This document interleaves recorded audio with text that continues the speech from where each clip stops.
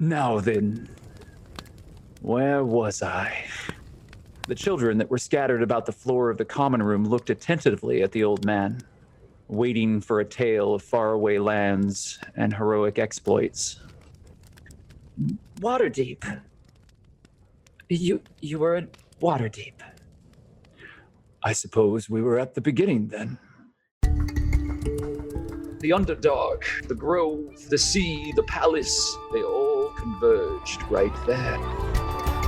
Harold, have you ever seen so many different kinds of people in such a big place? How hard could it be to find somebody that knows where Tailwind is? You're a miracle, boy. I shake my head and quietly to myself say, there's no such thing as miracles. I'll tell you what. I'll give you a running start. I'll count to 30. 1, 2. 30, and then I'm gonna run at him and attack him. Fair's fair. You told me your history. I was born on that boat. Huh? That ship that your friend is dissecting. I absolutely hate how chipper you always are. And it'd be a good look on you, though. If it's a riddle, I want to solve it. If it's a lock, I want to open it. How do I make this quick? I'm a holy woman, and I'm looking for things that were taken from me and my people. They could not begin to fathom the situation that they found themselves in.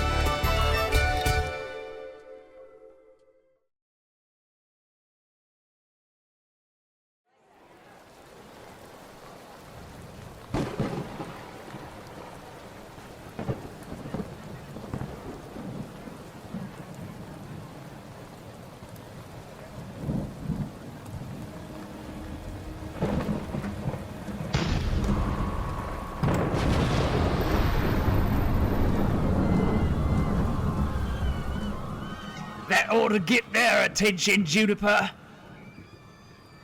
We'll have time then to move right in. You've got what you want. I can't wait to get my payday. Juniper Creed. You're in the dock ward of Waterdeep. You've not been in the city very long. Your time here has been fraught, and the city is oppressive. As a follower of Sylvanas, nature is your home. The Oak Father guards and protects you, shields you, guides you. The visions that you have received from the Oak Father recently have been disturbing, to say the least. Strange images. You've seen people, faces that are unfamiliar to you. And you've been drawn here to Waterdeep, Crown of the North, City of Splendor. You know what you need to find. It was taken from your grove, carried off by the ruffians that forced their way through the woods, killed the guardians of that grove, assaulted your forest temple, and took the shield of Sylvanas from you.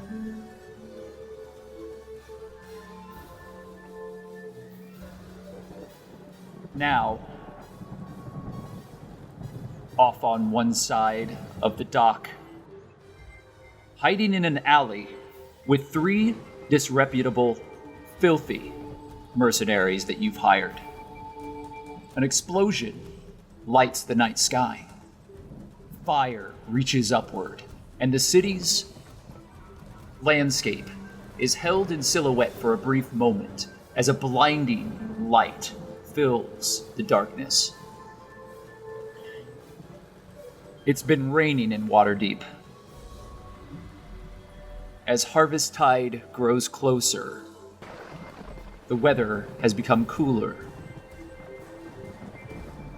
But even the light wash of drizzle of rain that pushes across Waterdeep tonight cannot quell or quench the fire that now rages in the small galleon ship on the dock below. It burns now, and Mert Handlebrake, one of the mercenaries, looks to you with a gap-toothed grin. Pretty good work, wouldn't you say, Juniper? Pretty good work indeed. We'll get you what you want. Just don't forget us when it's all said and done. Never go back on a promise. I'm glad to hear it. We better get into that warehouse now. Behind Mert is a strong, very quiet woman. Heavily muscled, she bears the tattooed markings of the barbarian tribes from the far west. Her name is Uthra Soul, and she carries on her back a very large greatsword. Bedecked in fur and a heavy, very ragged cloak. She seems discontent, bored even. The explosion does nothing to excite her, but she looks to the warehouse with a hungry eye. You've not known Uthra for long, but you know she's waiting for a fight. Sulking in the shadows is a very frail-looking elven man. He's thin and wiry. He has a mess of dark, black, greasy hair. Wearing a deep blue cloak and suede boots that are currently being ruined by the wet weather around you. He looks uncomfortable and unhappy.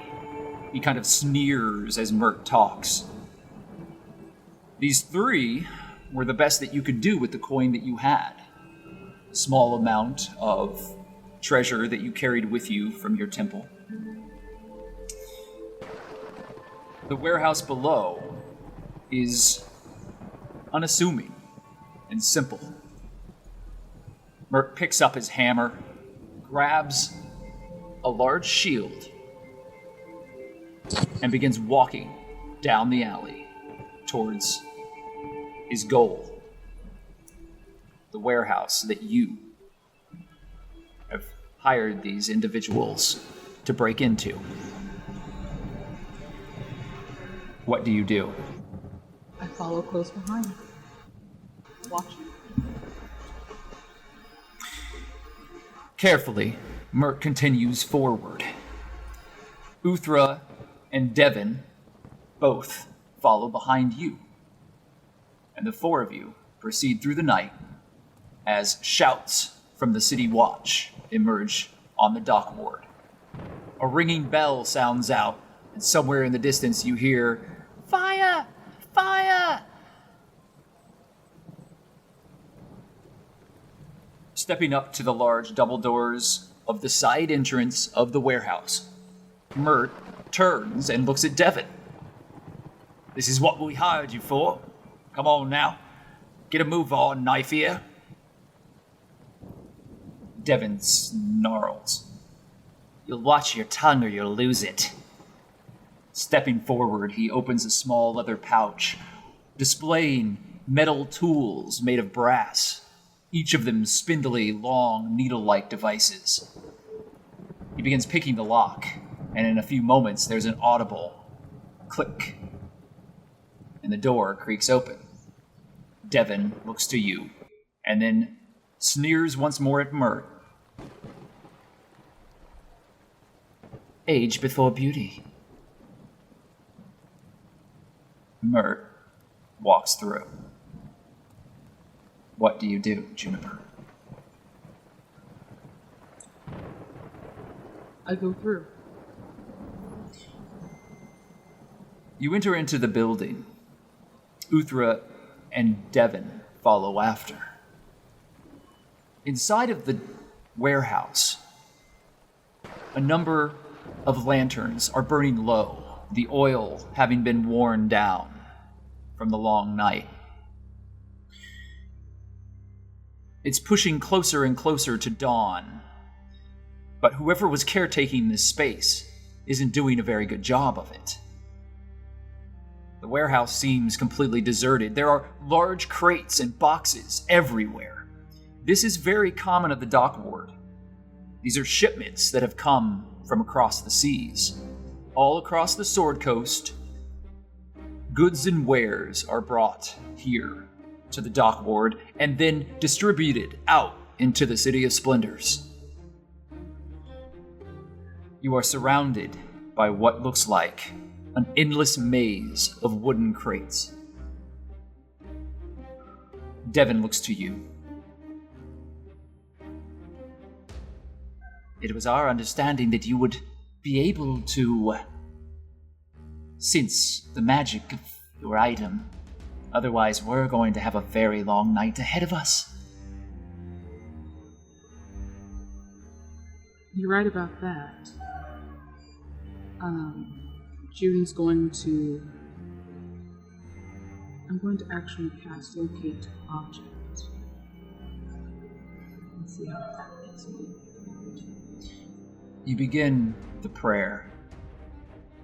And as you reach out, the warm glow of Sylvanas seems distant to you. The buildings, the cobblestone, the city itself, all of it seems to tighten around like a wall upon a wall upon a tree that's unable to grow, being held back. Somewhere in the distance, you do feel that presence of nature. It's just muted here. The city, it's drowned the voice of your god. The Oak Father is far from you. Make a religion roll for me.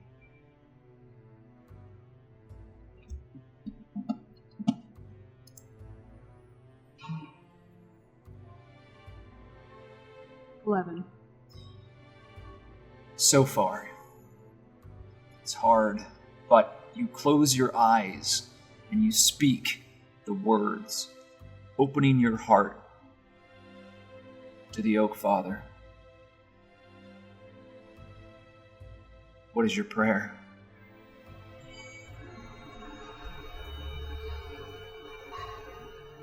Prayer of guidance.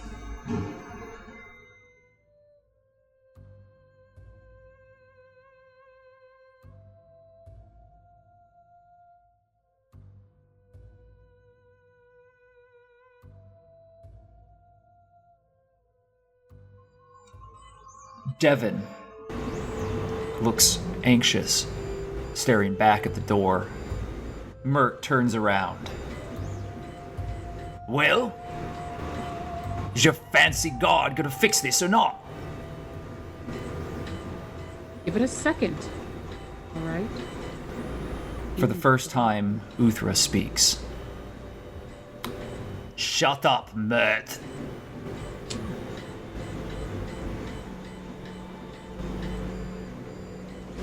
I'm going to... I can sense that there is some sort of path, yes? There's something Although it's here. murky. Yes, you sense something, but it's muted and far away. I'm going to let my intuition take me in the path I think that I need to walk. You close your eyes, and for a moment, there's a spark. You're back in the grove, a circle of rocks that jut out around the tree line. The ancient stones that glow faintly with those green glyphs, all of them marking the phases of nature, the changing of time, the cycle, the great wheel. You're back there. Motes of dust float on the air. Leaves flutter down from the trees, falling now as autumn is here. And they seem to freeze momentarily as everything stops. A moment pressed between the pages of time.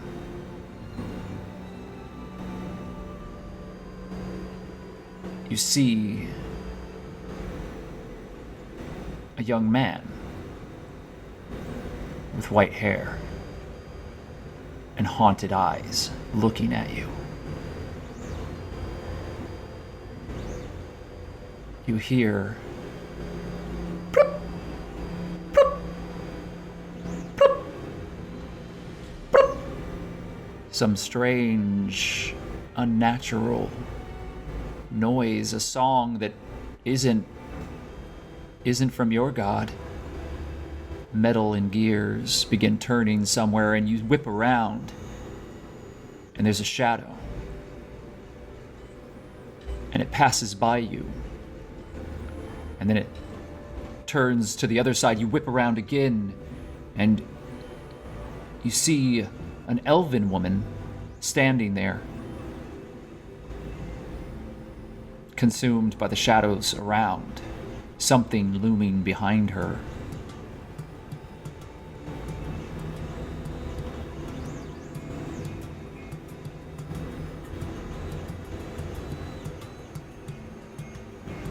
And then there's the sound of a glass breaking. And as it shatters, you turn once more. And there's a patch of marble and crystal.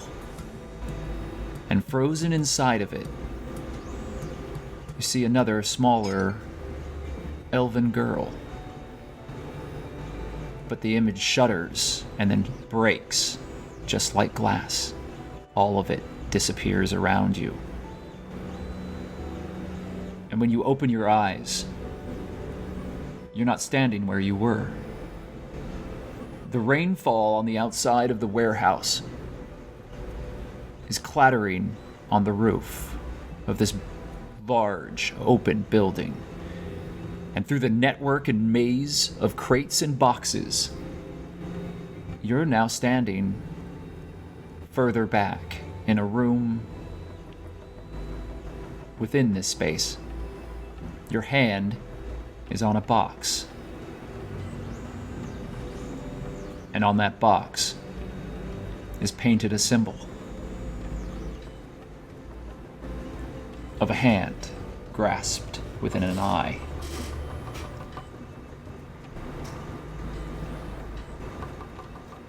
Devin rushes up to you. What are you doing? They're here. We know you're here. Come out in the name of the City Watch. What do you do? Devin, I need you to get this box open. I need you to get it open now. Fine, but we don't have much time. And the elven rogue moves forward. Working with a knife, he works his way along the box, and he looks to you. It's been trapped. You hear Uthra scream in the background. Die! As swords begin clashing. Mert pushes into the room behind Devin. Well, it seems like our rate just doubled. A crossbow bolt shoots through the room and lands next to you, Juniper. What do you do?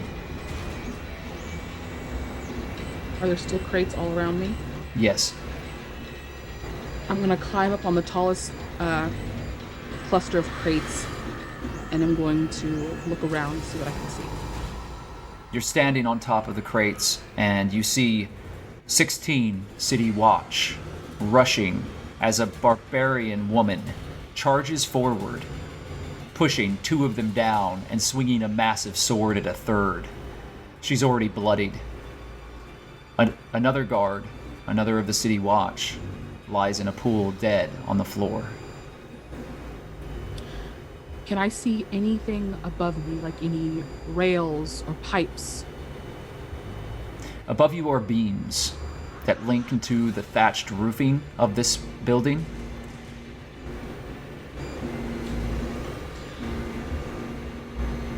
I'm going to thorn whip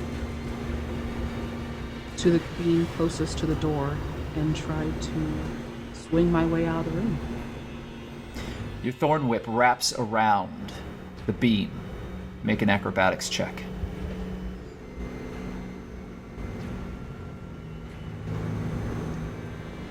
That one, we rolled twice, right?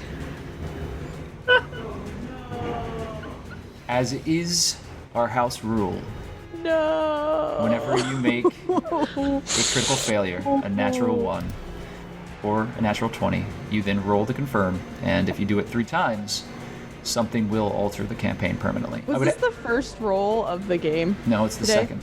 Oh, okay. I would ask that you make that roll, that Still. confirmation roll, and roll 20 if you could, please, Ashley. Yes, I will. Oh my god.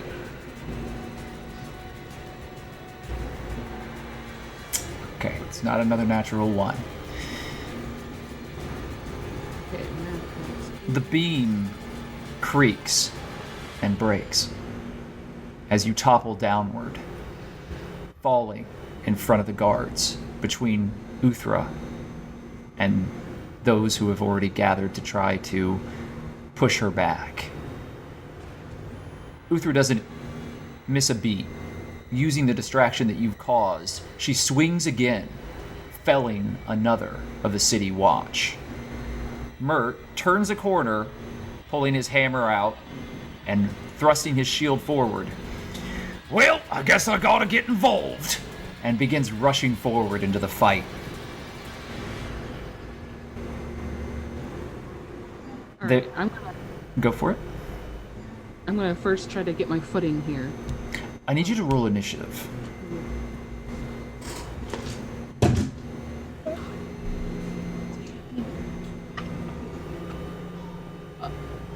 6? All right. So the first thing that happens is 2 of the guards closest to you attempt to grab you. While they do have swords drawn, they are trying to restrain you. You need to make an acrobatics or an athletics check to avoid their grasp.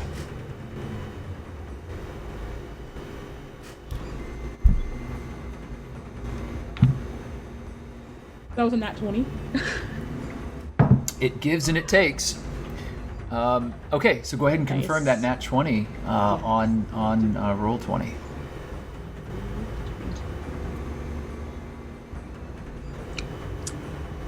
Close, but no cigar. I apologize. That's a 19. That's as close as it can get. All right. Still a natural 20. That is, you're rolling like Maglo. So the guards reach out towards you, but you manage to actually roll out of the way.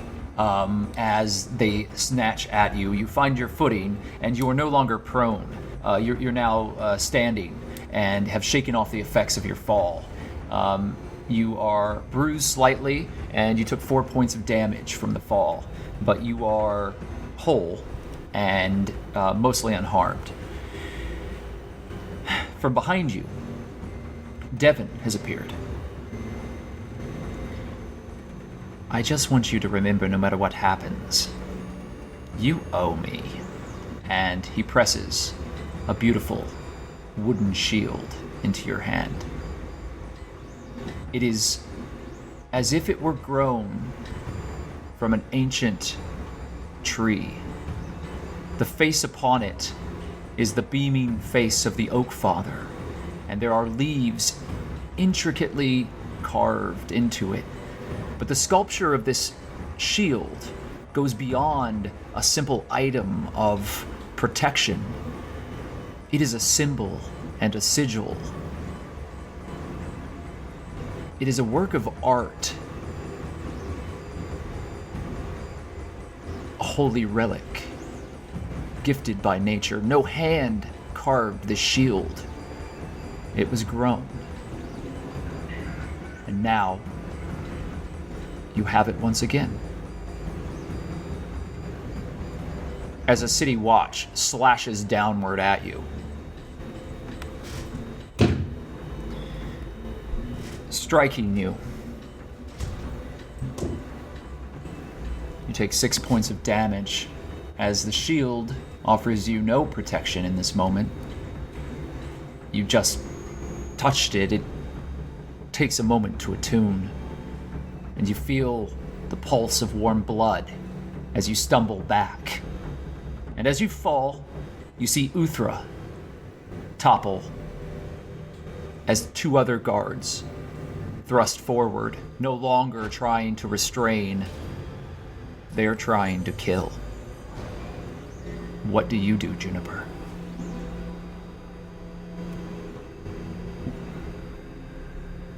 I cast light on my shield as bright as I can to blind them and try to rush through. You pray.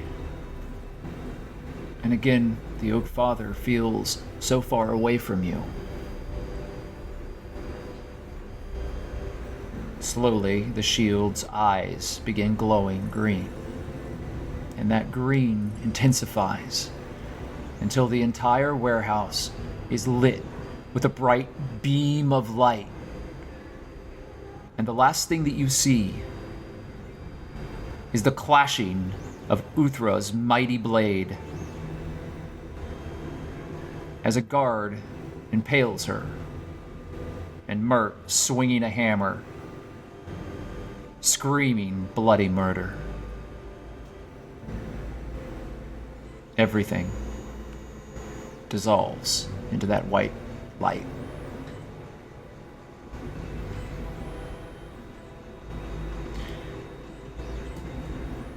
Dodalia. The crypt echoes with the name. Harold is currently curled onto your lap, Doddle. The others are still asleep. June is having a fitful dream. Perhaps the beginning of a nightmare. Hawke is turned away from the others, facing a corner, further away from the fire. Maglo didn't have time to make himself comfortable after the exhaustive work that he spent repairing Busby, his small automaton, his construct. He passed out, face first on a book, ink smeared across his hands, designs and papers strewn about a stone on the ground, gears and small pins and tools still laid out. Standing protectively next to him now is a small brass blue jay. Boop. Boop. Boop. Boop.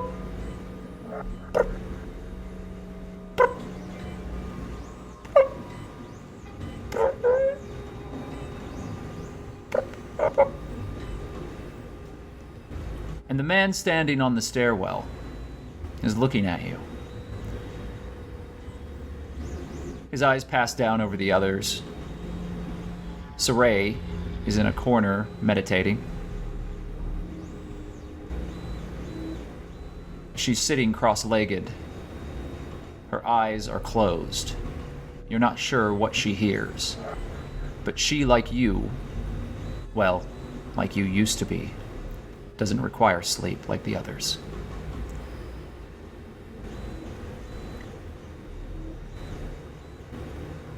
We have been anxiously waiting your arrival.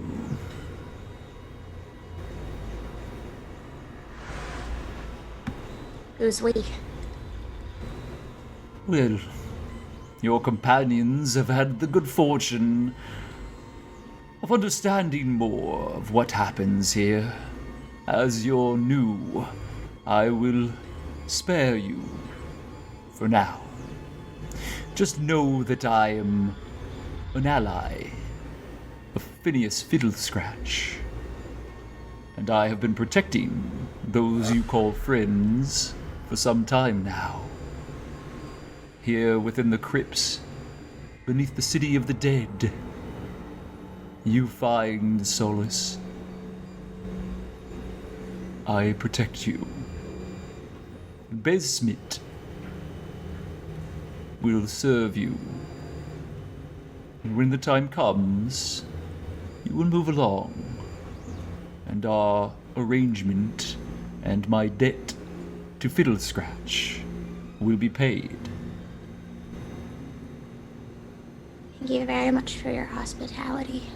Can I put out a hand for him to shake? You do, and the man, who's very, very thin, long gray hair, balding across the top, very, very sallow eyes, fur-lined cloak, black as night, seems to float down the stone spiral staircase towards you and reaches out an almost skeletal hand, wrapping around your small goblin hand. It is very cold. Can I try to get a read on this guy? Like, look into his eyes and see if he's malicious or kind or... Basically, he's making me nervous. I think he does that with everyone, but you may make an insight check if you like, Doddle. Gonna try. I have newfound trust issues. And that's a 6, so they're probably gonna stay. I got 11 in total. 11 in total. So that's actually a fairly average roll. It's hard to read him. He is clearly associated to these crypts, and you heard the others talk about him. They referred to him as Grave Master Zir. And you know that anyone who works with the dead is sure to be lacking in a certain amount of social nicety. He seems very polite, but there's also a sense of menace to everything he says. You don't know if you can trust him or not. Sir, I know that my companion Hawke was seeking an audience with you. If you could spare a few moments for him. Of course, yes, Hawke. Such a fine young man. So much potential. I would be very interested in speaking with him again. He knows too much of this world. May I wake him up now? Yes, please do. I'm gonna go without taking my eyes off the Grave Master. I'm gonna go up to Hawke and just like shake him a bit. As you do, another figure comes down the spiral staircase, and it's Besmit, the strange figure that you saw before. She's moving down the steps in her broken way. She has maladjusted form, and her arms are at different lengths, and her legs don't quite match up. So she wobbles when she walks, but drags herself forward, and underneath a ragged hood, you see her face, and the one large, milky eye that works its way across all of you. Her very disfigured face and strange mouth as she takes in all of the figures below. She carries a tray, and on the tray is a selection of food, breads and cheeses, a pitcher of wine, and a pitcher of water. Very simple, not very appetizing looking, perhaps stale, with a little mold. She moves forward with the food and sets it down next to the fire. You pull on Hawke's shoulder, not taking your eyes off of the Graves Master. And when Besmit comes down, I'm just gonna shake a little faster. Hawke, your eyes open, and you see Doddle. Hawke, we've been graced with the presence of the Grave Master. Oh, jeez, I am not getting used to being woken up by goblins. Okay, yeah. I'm sorry. No, it's not your fault. All right, okay. We're gonna see the Grave Master's here. Yep, just standing right behind me. When Hawk stands up, I'm gonna go around. I'm gonna stand behind him, if that's okay. Awesome. I lean down. I kind of whisper to Doll, are you gonna go with me on this one, or? Yes. Okay, good. I think Siraye? it'll be useful. Also, he kind of scares me. I'm sorry. Siraye, you hear voices, and for a moment, the center point of focus that you have been trained to find, that razor-sharp, empty void on which you sharpen your spirit, begins to weaken. And you hear voices, and you hear Hawke. He makes me a little nervous. What do? I'm gonna continue to pretend that I'm sleeping. Your meditations are over. You're now aware of everything in the room, but you do not move.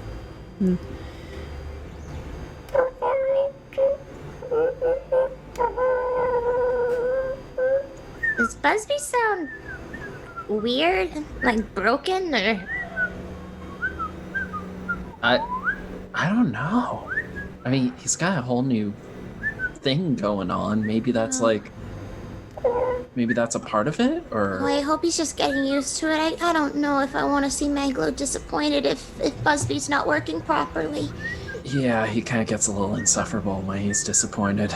Oh, I just meant that I would feel empathy, but I mean, that works too. Can I go over and just check on Busby very quickly? Yeah, and I don't want to disturb MacLeod because he's sleeping very soundly, but... Yeah, you don't wake Maglo in your approach, and Busby seems all right, just confused, and the small brass bird shakes their head, and then looks up at you. Are you doing okay, Busby? Floats up, flitters up to your shoulder, pecks at you, flitters back down to Maglo. Is it just... Can I, like, kneel down and hug my knees a little bit and say, is it just a little confusing being in a new body?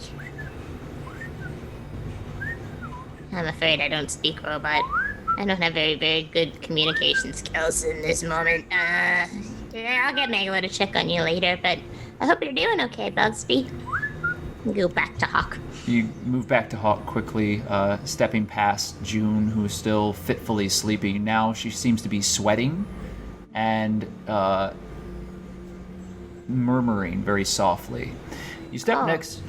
You step next to Hawke. What do you do? Oh, seeing Juniper sweat and murmur, I'm gonna think maybe she's having a bad dream, and I'm gonna kneel down beside her. Can I hear what she's murmuring? Juniper, what are you murmuring? Help. Help. Knowing how shit sleeping and dreaming is, I'm gonna immediately be like, Juniper, and I'm gonna shake her. Juniper, you wake. Juniper, are you okay? Can I accidentally backhand her? Yes, please. All right. Go ahead. Don't roll for initiative. Just just make a athletics check, I guess.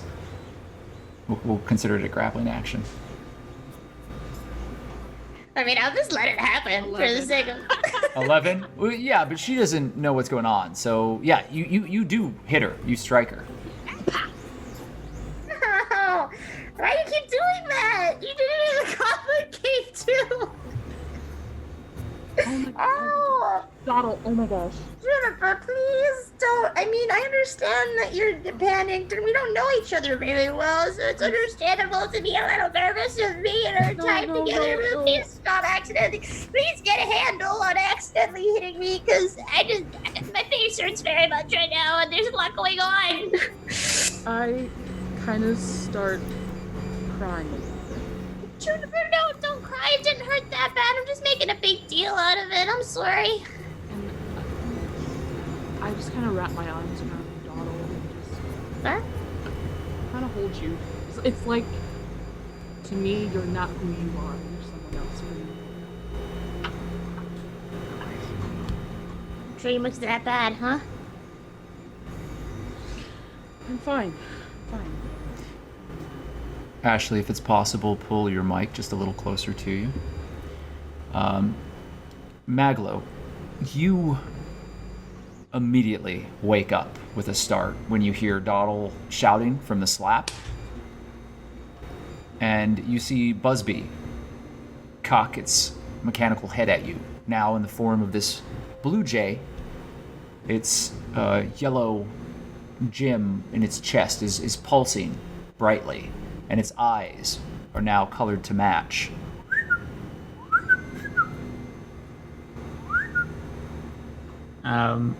Mags beams at Busby and then looks toward Doddle to see if she's okay, but doesn't say anything. Even past the green skin, you see a rising red welt on her face. Is it obvious that, like, Juniper's just, like, laying down next to her and apologizing? Yes. You alright? Oh, I'm fine. Juniper just had a bad dream. I sincerely hope that made her feel better. Oh. He lays How did down. you sleep? Yeah, fine. The Grave Master's here, by the way. Oh, okay. Does he want to see me? He didn't say so. They were bringing down, like,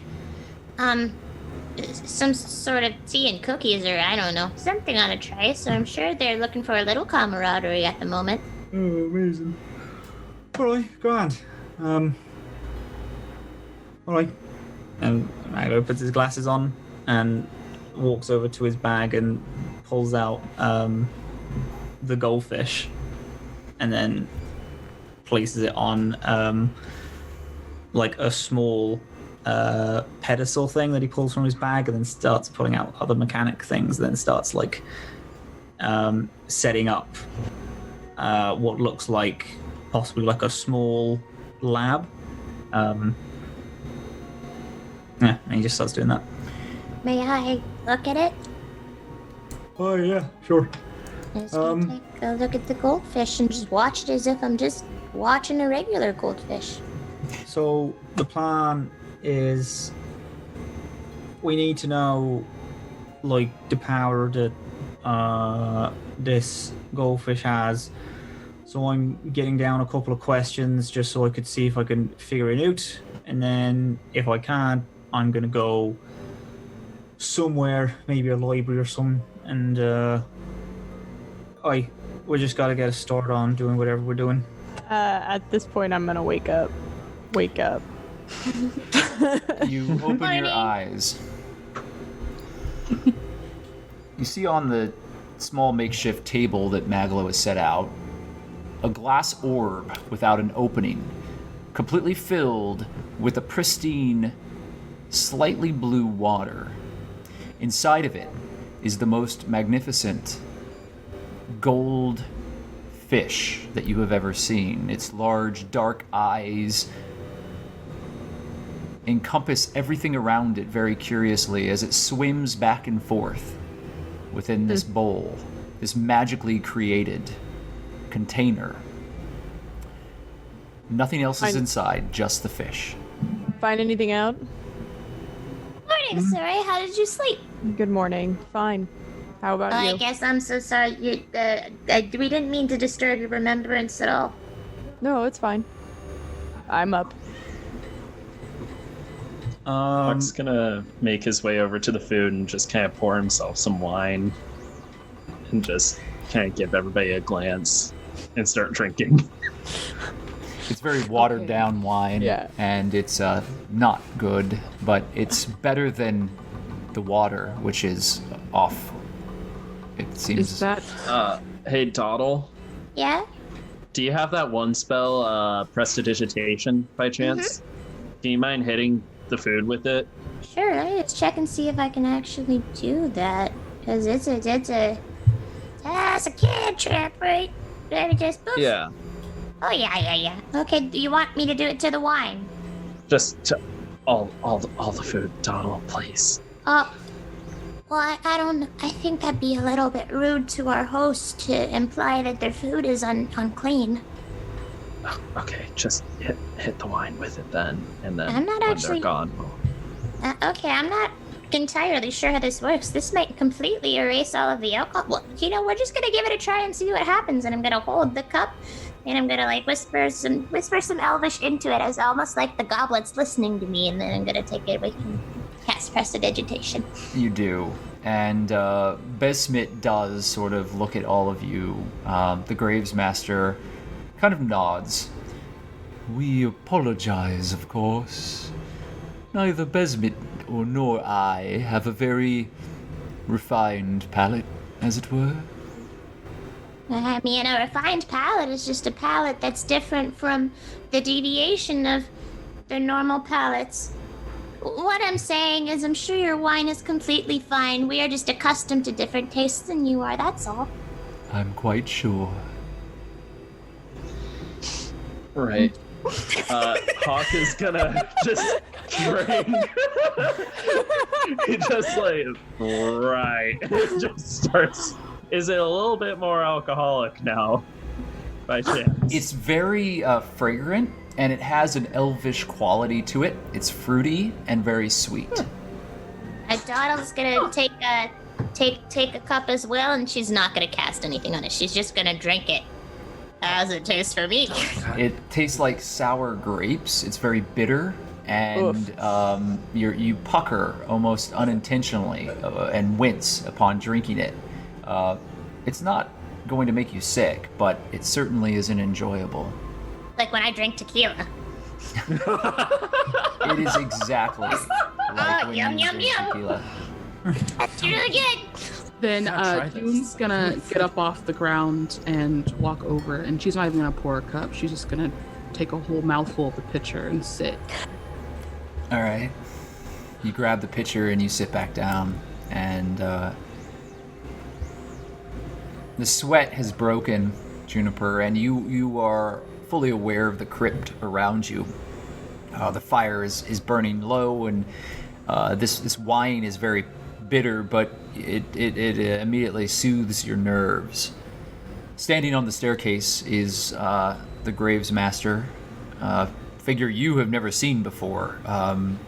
Very frail and haunted-looking older man, and the strange, twisted form of you think it's a woman who walks all the way up the staircase, leaving all of you there with the Graves Master. Oh, should we go up? We could just talk here, and I'm gonna glance at Maglo and Siraye and all our other friends. I mean, with the Grave Master? No, I know, but there's nothing that he could say to us that I wouldn't want the rest of our party to hear.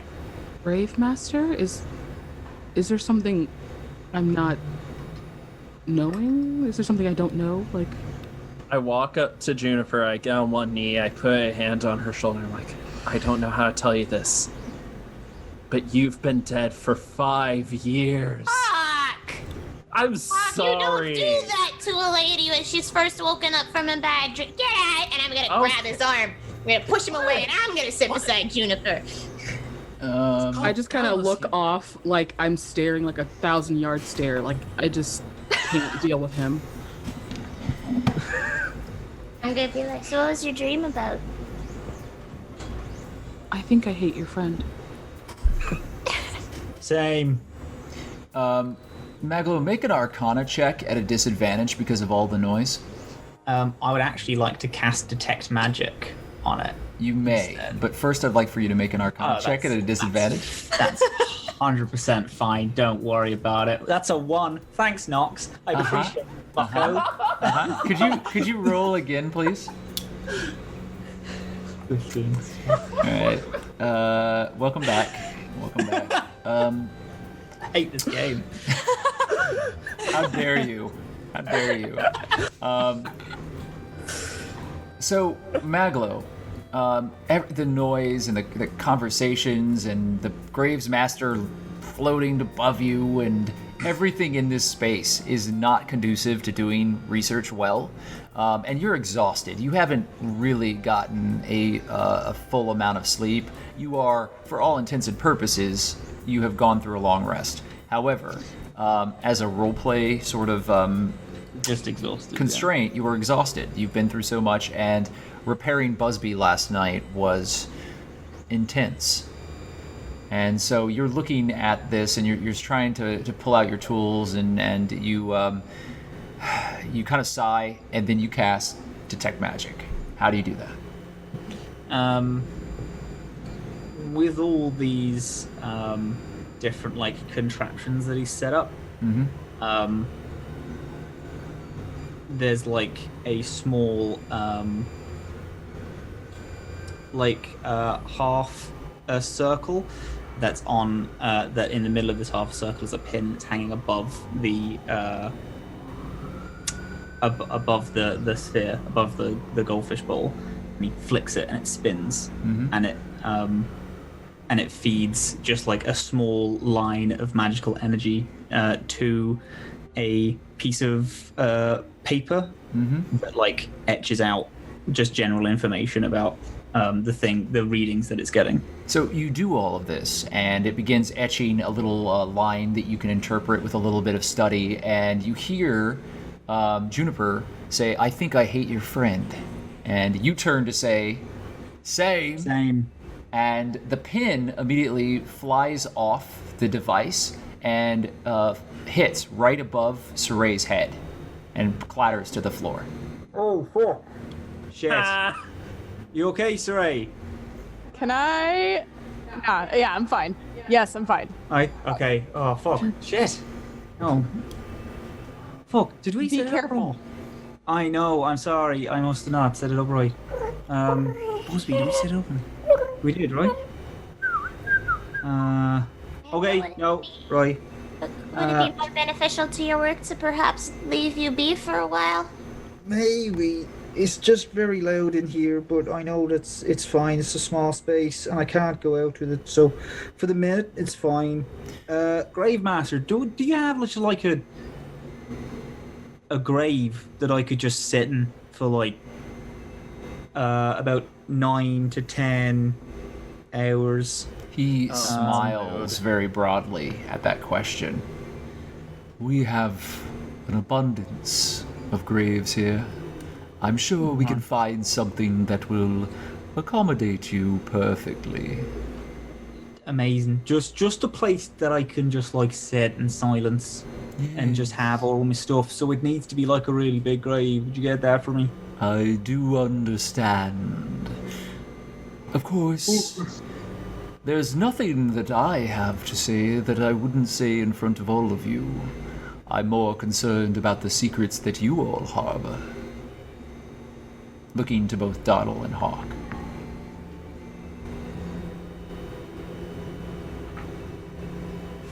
I'm gonna look at Hawke. I'm gonna look at Doddle. Wait, what secrets do you have?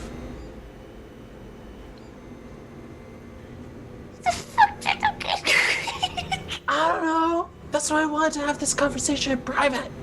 Besides, Juniper's the one that keeps screaming, "My God's a false god." So. If you wouldn't mind, please take our young inventor into some special, quiet place where he will not be disturbed during his work. I'm gonna look a little worried, and I'm gonna go, Juniper, why don't you join MacLeod? Perhaps he will need an assistant, and you could go somewhere quiet and away from Hawke. I kind of want it to be just real quiet, just me, maybe Busby. I don't want to be responsible for having to entertain, so I'd rather be just me.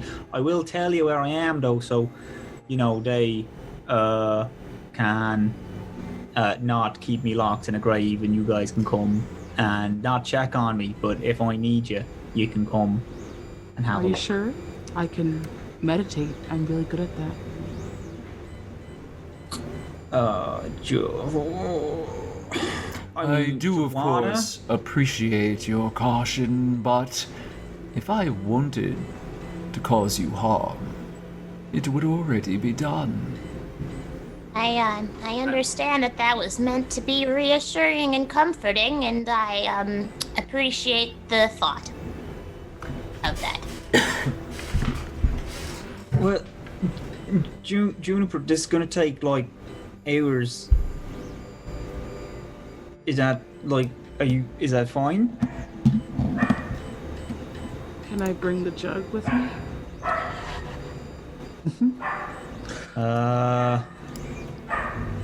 I guess.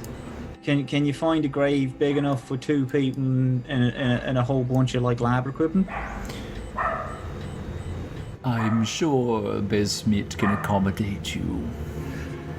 Sure. Okay, I guess. That's fine. Sure. Maybe it'll be good to rant at someone. That's fine. Thank you again for your hospitality, sir. You're quite welcome. So, Besmit, and if you recall, Maglo, you and Besmit do not have the most smooth of relationships, having been fairly rude and grabbing her physically when you first met her. She reluctantly leads you down the corridor that you've used to pass into the sewers. And instead of moving further into the sewers, you take a right and descend down another set of stairs. These stairs lead to an even darker, deeper crypt.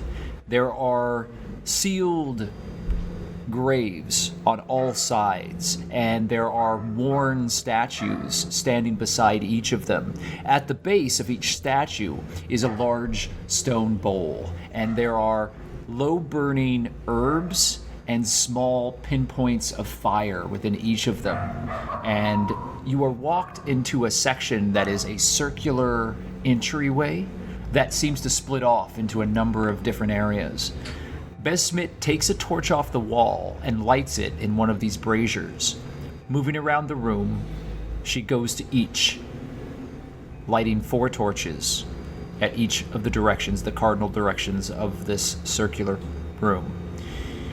In the center is a large flat area with an old wooden crate and a number of very dusty stools. There are tarps that are folded up here, and there are metal boxes that are filled with what look like funerary tools. She motions for you to move forward. Thank you. Right, okie dokes. So I guess it's the same rules as the other one. Don't mess with any graves and run. She looks at you with her large, milky eye, turns and leaves. Is that alright? Fine. Alright. Did June follow me in? I sure did. Right, great. Okay. Max puts like a big bag to like the side and starts pulling out random things of metal. Like, I'm gonna go get set up. So, right, the general plan is we need to know like what the point of the fish is. If it's like a spell focus, if it's like just like a fish, a pet, if it's like a component or something, if it's like a tracking thing, if it's an illusion. So I have a couple questions that I think need answering. And once they're answered, I think we can move on. If we're actually planning on fully attacking them, then I guess we kind of need to know all we can about the only... It's not even an upper hand. It's just a hand, a finger. The only finger that we have. I think you need to slow down there a bit, friend. What is this fish and its application? Oh, we don't know. We went to a sewer to grab a thing for a guy, and then the thing was a box, and he said, "Don't open the box." But then Doddle and Hawke opened it anyway, even though Siraye and I told him not to, and that has marked them two for capture by the Xanthors, which is, as far as we're aware, own everything, which is great, and they are after this in particular, and we're wondering why they're after this. So we got to figure out why and what it is, because we don't know anything about it. So do you want me out of the way, or do you want my help? I don't know. Maybe you can find something that I don't. What is it? What's your job? I saw you casting spells earlier. What do you do? Are you a wizard or you're a sorcerer? What's your deal? I work for the gods. Oh, fucking hell. Okay. That's great. That's no trouble. Is there a problem? It sounds like it from your voice. I just feel like we're starting a clergy. And that's fine. It matter. It's fine. Feel free to have a seat. Feel free to have a seat. Am I suddenly worthless to you because I have faith? It's not that. You as a person are fine. It's your powers at some point might stop working, because your god demands it. So then it's fine. Don't matter. We'll get on with it. It's Juniper just kind of ignores you and walks over to a corner, sits cross-legged, and closes her eyes. Fine, sure. And Maglo gets set up. All right. So you begin setting up your workstation in this crypt. Meanwhile, Hawke, what are you doing? Just kind of fidgeting a little nervously, glancing between Zir and Doddle. And Siraye's in there too, right? Siraye is there. She's looking very discontented with the situation. She's kind of glancing back and forth at all of you, still in her meditative pose. What are you doing, Doddle? I'm going to say, Mr. Gravemaster, is there a particular time or place that you have a preference to for whatever conversation you're hoping to have with us? It's fully up to you, of course. I have been waiting for some time. You see, Phineas Fiddlescratch and I have an arrangement. Your young Master Hawke shows promise. Had questions regarding the Raven Queen. It is in my power to perhaps guide a wayward soul. That is what I do. Guide wayward souls. Alright, I'm gonna look at Siraye and wonder how to get out of this predicament. I'm gonna Siraye? wait until... Siraye? Hello, Siraye. Hi. Hello. The Graves Master is Sorry. talking with Doc. Who is Doc? It's Doddle and Hawke, if they were to be a couple. Talking to Doddle and Hawke. Okay. And Doddle looks at you. Yes. Siraye, would you be willing to give us a moment? Will you be okay here, or would you prefer if we stayed here and you left, or you could meditate, or... I got this. I'll leave. And I'm gonna go into the sewer. Yeah. Honestly, I have no complaints about Siraye being here. If anything, Siraye, Maglo and Juniper are kind of, I don't want to put this, I don't want to sound over the top when I say this, but I think they hate me. I'm going to create an expression right now that I would like to. You learn this expression very quickly, Hawke, because I believe that you will see it a couple times through our adventures together. But I look you in the eye, and I have this very distinct expression on my face, and you can tell that I'm just saying, "God damn it, Hawke!" You know, I used to have somebody very close to me that would give me that exact same expression, so this isn't really something that I need to get used to. I'll pick up on it very quickly. But basically, listen, Siraye, you have more. What's the best way to phrase this? Situational awareness than all of us combined. So, I kind of would feel relieved if you were here. All right. Then I will stay. Okay. Maybe, if you have situational awareness, right, then perhaps you could go stand guard out of earshot or something. Oh, yes. Right. That's a yes. Could you be? I get it. And then I'm gonna open the wall where we get in to go to the sewer, and I'm gonna go into the sewer, and I'm gonna. Doddle just places her hands.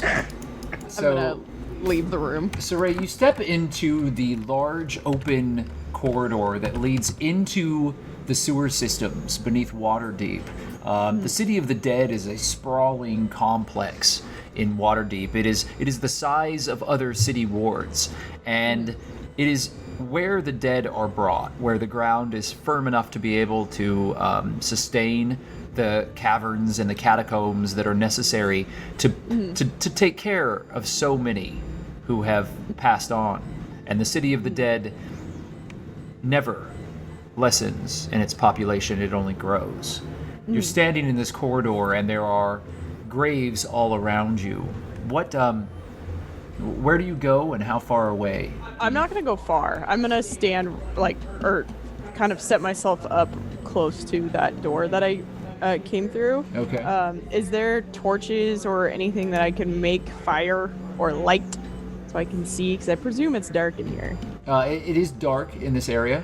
You have night vision as an elf. So the low light, your eyes have adjusted and everything is washed in a kind of a faint gray visual hue. So if I whipped out the map to start studying it, would I be able to thoroughly study the map with such low lighting?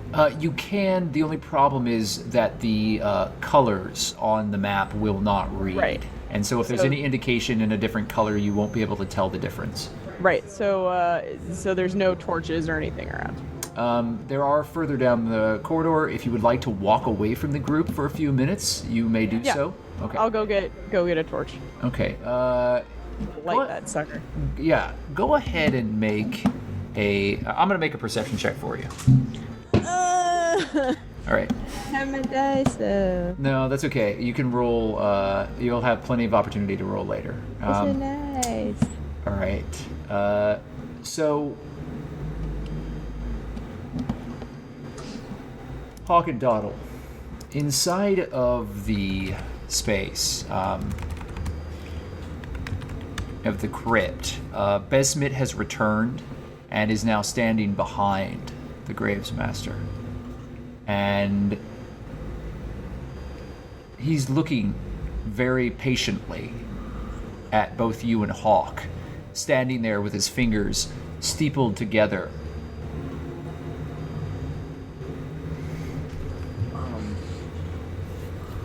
I hate everything about this. Are you expecting us to say something in particular?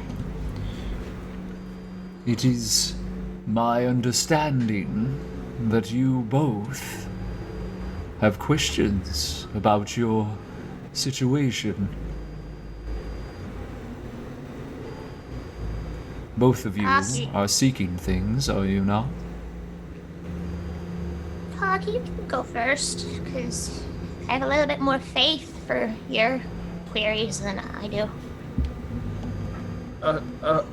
Okay, so first immediate question is, So, Gravemaster, when you told me that the best way for me to, better understand, our mutual patron here is to help send souls along the way in combat, right?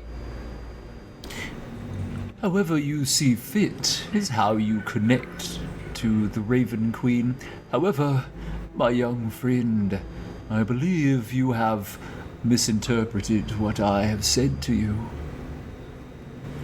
Oh. Okay, because, things are getting a little weird right now. Gravemaster, I took a life, and I don't know how to phrase this correctly, but he kind of... How would you describe it, Doddle?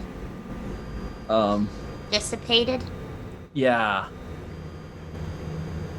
I see. I've kind of felt a weird gnawing emptiness ever since that. Not like the whole post-traumatic empty, like I'm used to that. I'm talking like weird emptiness that kind of makes me want to do it again. And I don't know how to feel about it. Is that normal? May Doddle just look so incredibly uncomfortable and is like wringing her hands and like not making eye contact with anybody in the room.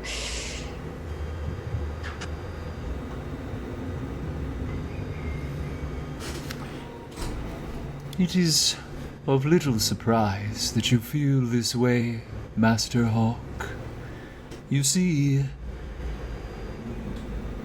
your sword is tied to the Shadowfell.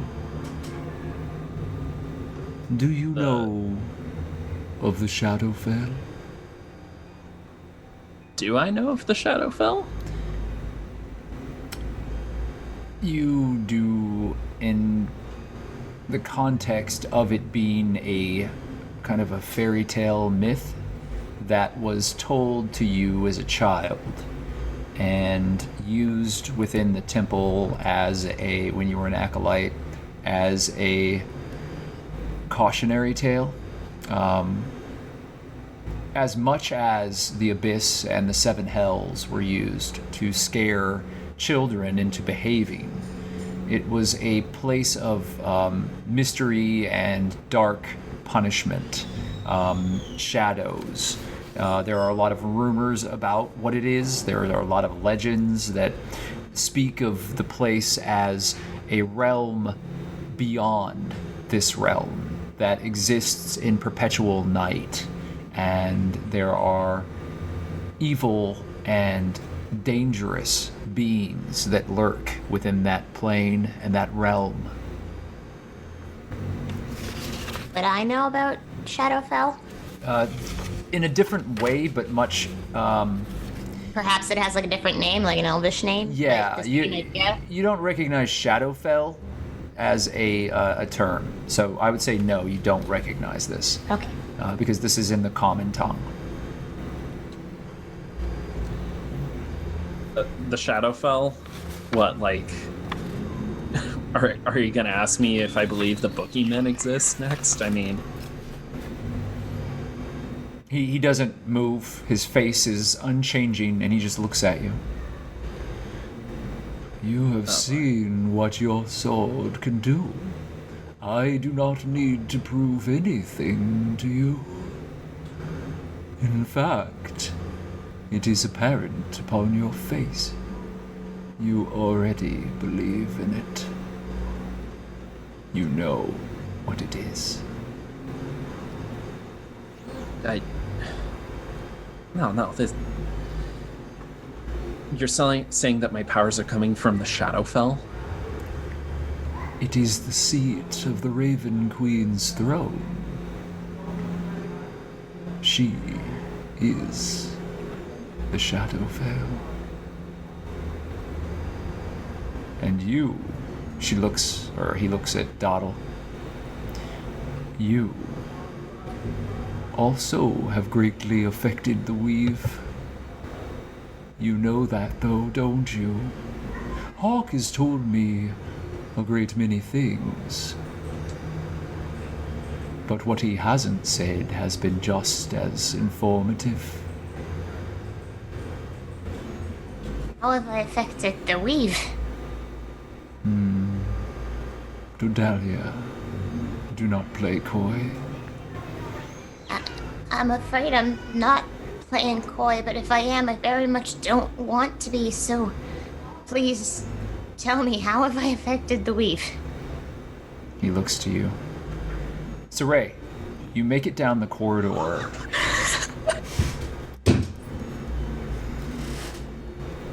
And you hear something as you grab the torch off the wall. Okay, great. It's further down towards the sewer passage. It sounds like stone scraping on stone. It's very, very subtle, and you would have missed it if you were not so finely, acutely aware of everything around you in this dark, cobweb-filled crypt. The Does stone. it sound like it's coming toward me, or is it just off in the distance? It is off in the distance, not coming towards you. Or not moving, it's just a noise. It's stone on stone. Awesome. Okay, I'm not gonna touch the light then, the torch. Okay. I'm gonna approach the sound, but I'm gonna approach it slowly, and I'm going to keep my distance. So I'm not gonna, I'm not gonna let it see me or hear me. I'm not gonna get that close. Make a stealth roll, please. Hey, you wanted to roll dice. Yeah, baby. Okay. 20. Dirty. Very dirty. You move forward quietly as there's a scream and something collapses further down. There's a scream? Like, is it... It sounds like a male voice that cries out in pain as something collapses. Alright, I'm going to approach, but I'm not gonna like rush or like, I'm gonna approach, but I'm not gonna rush, and I'm going to just make sure that as I approach, if it looks like something's bad, I can have the advantage in the fight. And I'm gonna get my spear ready. It happens again, and it sounds exactly like it did before. Okay. The crumbling of stone, a male voice shouting out in pain, and then silence. And you get ready as you turn a corner, and you see through the archway, the stone archway, into another crypt. There's a very old, dusty, cobweb-covered pile of stone. And a skeleton that has been caught underneath. It is wearing tattered armor and aged leather that has been decayed over time.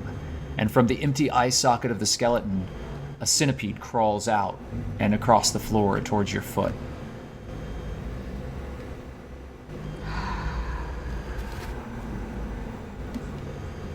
I'm gonna inspect the skeleton closely. Like there's dust cover. Like this obviously happened a long time ago, correct? You hear it. Again. Great. Awesome. Voices in the distance, an explosion. Someone cries for help. Someone's hurting, the alarm bells are ringing. And then it all stops. And everything's quiet again. And the skeleton is staring directly at you, unmoving.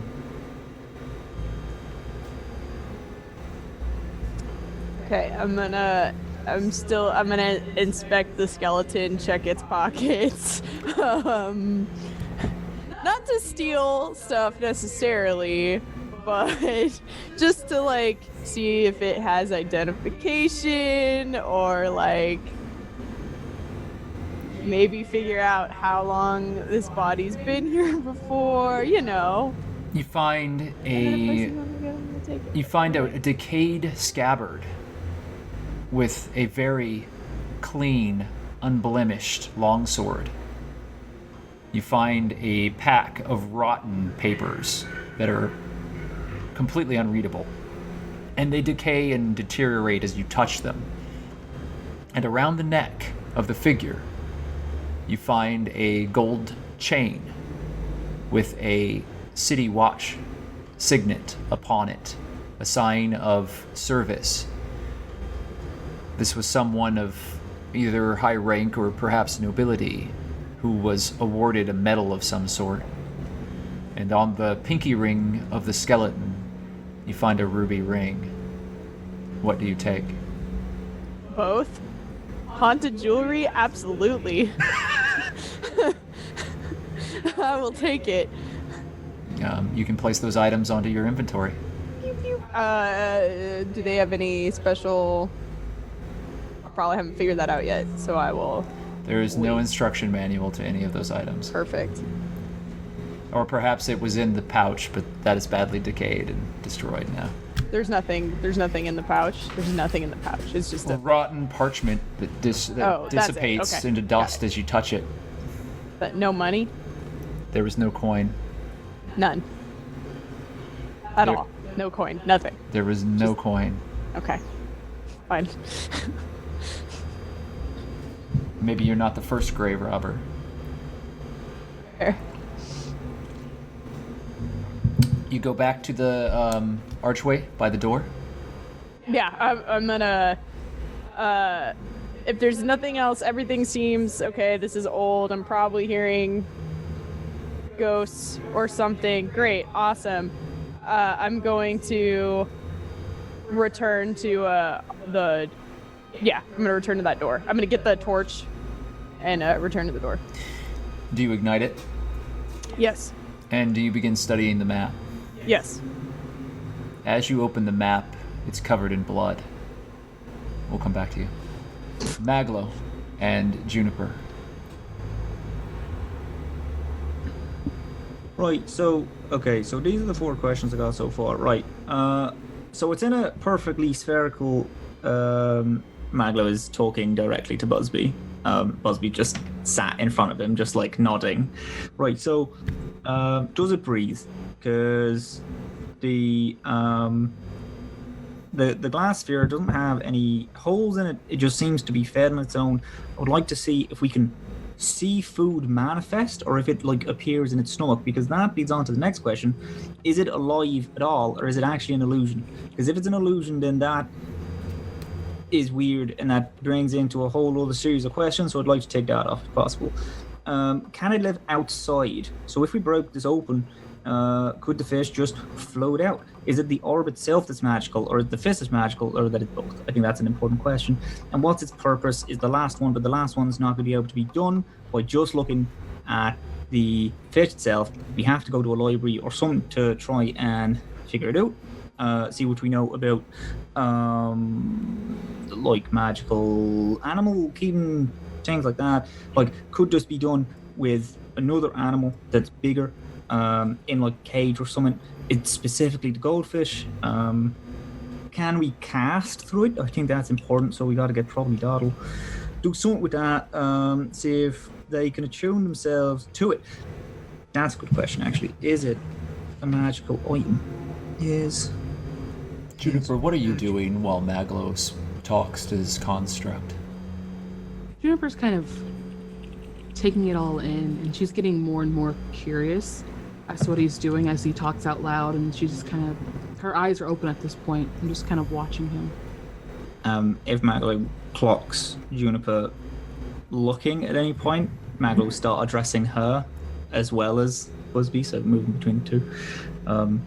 Because then, if it's a magical item, then maybe we can attune ourselves to it, or we can break the attunement of the person who's in charge of it, and then one of us could use it or find out more about it. That's why, at the minute, things we got to do. We got to find out if there's any magical properties. First, we got to do it for the orb. Then we got to do it for the fish. Then we got to do it for the fish and the orb. And then we got to identify it. Got to identify the orb itself. Got to identify the fish. Then we got to identify the fish and the orb. This is going to take about 2, maybe 3 hours altogether. Then we just got to... While he's rambling on, Juniper's gonna stand up and go towards the fish. And I'm gonna see if, through my deity, I can feel any magical properties. What spell are you using? I thought I had... Give me a second.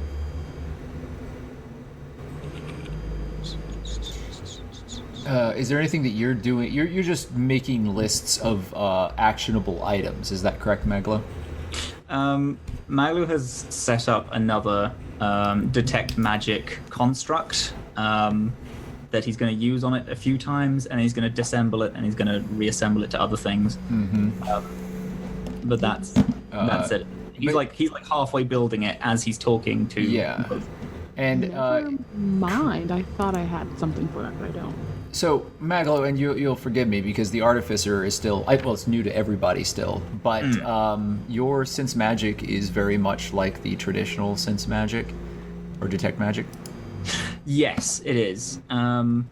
Also, I'm not sure how much you checked the character sheet, but you'll see that my list of spells have changed because I looked at it, looked at the Artificer, and they can change spells every day. Yeah, I see that. And so you're doing this as a ritual, or are you going to take 10 minutes to do this? He's casting everything as a ritual today. Mm-hmm. Well, that's good. It doesn't expend a slot. And it's got time. It's more precise, he figures. Yeah. Then, after we've done that, and we have got those done, I'm just going to watch it, and it's why, actually, to be honest, June, you being here is actually pretty good, because I want to see, again, I know I already said part of this, I want to see if food manifests in the orb, or if food manifests in the stomach. I believe goldfish have to be fed twice a day, so this would mean we'd probably have to take turns in watching it, so we can do a full 24-hour count. I mean, honestly, if we hit 18 hours and there's probably nothing afterwards, because I doubt it's going to get fed once any 24 hours. But also, I can't do this, and I don't know anyone that can, but I'd quite like to speak to it, but I don't think I can. Can you do that? Can you, speak to animals or nothing? I can. Oh, fuck, okay. Brilliant. Right, that's another thing. Speaking to it, I want to know if we can.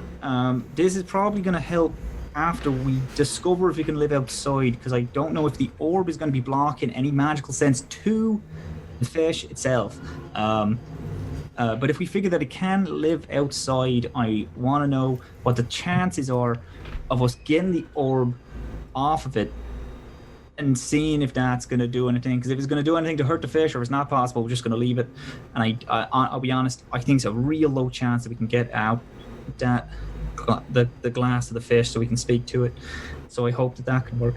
I also want to know if we can shrink or enlarge the orb itself.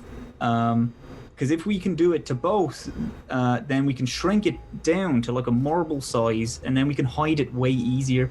We can do so far as to trick fucking someone in eating, and then that's it completely out of our hands. Well, how about this? How about I go ahead and I'll cast a spell, and you give me the question, I'll give it to the fish. Perfect. All right.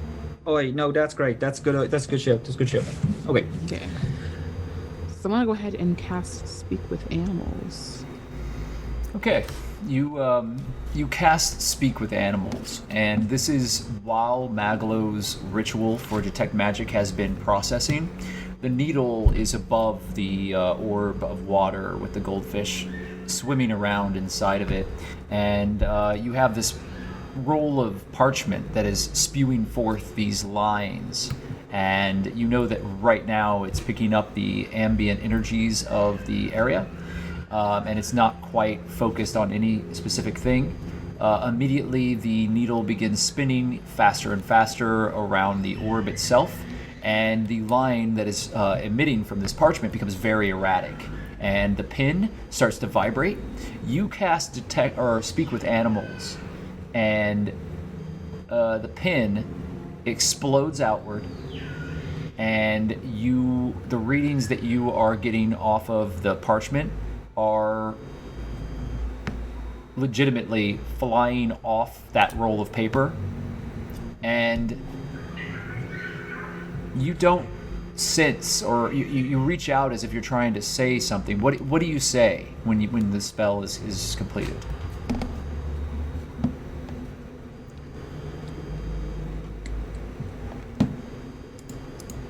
This is me, right, to the fish? Right, Juniper, what are you saying to the fish? Assuming that you've cast the spell and that you've completed it, this pin is like going crazy. It explodes into 1,000 little sparks of metal, and whatever spell or ritual Maglo has prepared has gone haywire. So, what do you say? Hey, little buddy. Are you doing all right?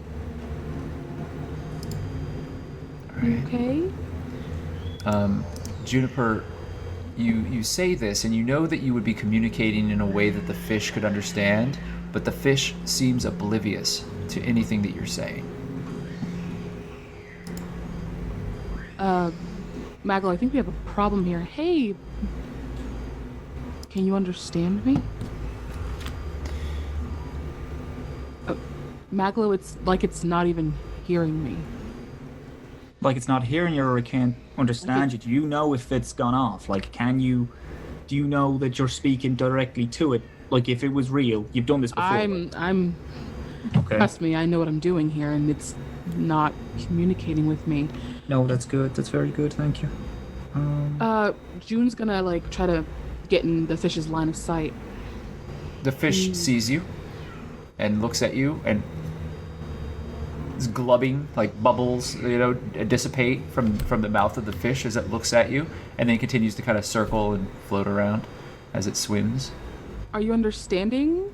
Can you? You don't understand the readings, Maglo. Looking at this, the amount of magic that is present with the orb is beyond anything that you have detected using this method. Which has to be a mistake, right? This has to be some sort of miscalibration. I'm gonna put my hand on the orb, and see if that like jogs their attention a little bit, and kind of like not rattle it, but just kind of tap it lightly with my fingers. It's cool to the touch and nothing happens for a moment, but then there's a flash, Juniper, and you nearly fall backwards. Juniper's eyes roll into the back of her head, and you're just seeing whites in her eyes as she falls down. And Juniper, you do not recognize yourself hitting the ground in this crypt, but what you see before you is this enormous, slavering mouth with sharp, knife-like fangs and a single enormous eye. And then you see other smaller eyes, and everything is dark, and you feel as if something is looking at you. And then you come back into consciousness, and you're lying on the ground with Maglo shaking you. Hey June, how's it going? You alright? Just look directly at me. I just want to make sure you're fine. You're running fever. No, you sound fine. Okay. Are you okay? Do you feel alright? Anything happen? We've eyes, Maglo. Eyes like what eyes? Like is your eye hurt? Do you want? I got some stuff. Okay. Sharp teeth, large singular eyes. Oh fuck. Okay. Well, I'm so sorry. Large eye. Hawke and Doddle.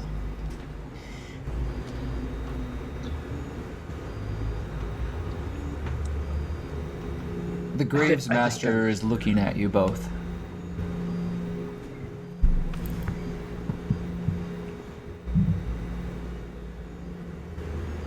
I think I'm gonna need to sit down for a second.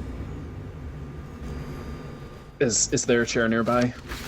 There are stools and rocks that you have been using around the campfire.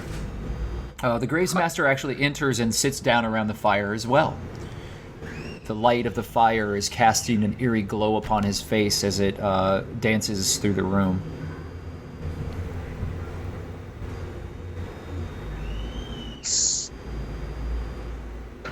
So you're telling me that for the past, I don't even know how long it's been, I've been serving the Shadowfell. Okay. You have been serving the Raven Queen. The Shadowfell is simply the realm from which you derive your unique abilities. I'm assuming that's bad. It is not bad. It is a matter of perspective. All things, my young friend, exist within a balance. Hawke, you and I have had this conversation. Yeah, I didn't think that it would be like this. There is the weave and the shadow weave. Both are of magic. Both draw upon the infinite oceans of power that exist within the many planes of existence. If I'm understanding the weave correctly, it's and please interrupt me if I'm getting it all wrong, but the weave is the source of people's magic, right? You are correct. So the shadow weave would be the source of like necromancy or dark magics? There are two halves joined together when the worlds, as we know them, were first created. There was but one, Ion, the dragon god. But then from the darkness were spawned Shar and Saloon, and in the darkness they rounded each other, warring constantly, the light and the dark, fighting one another. They sought endless conflict amongst each other. Shar took the weave and sought to make it her own. And so the shadow weave was created. And in that darkened reflection of the weave, a balance was formed. And in that place,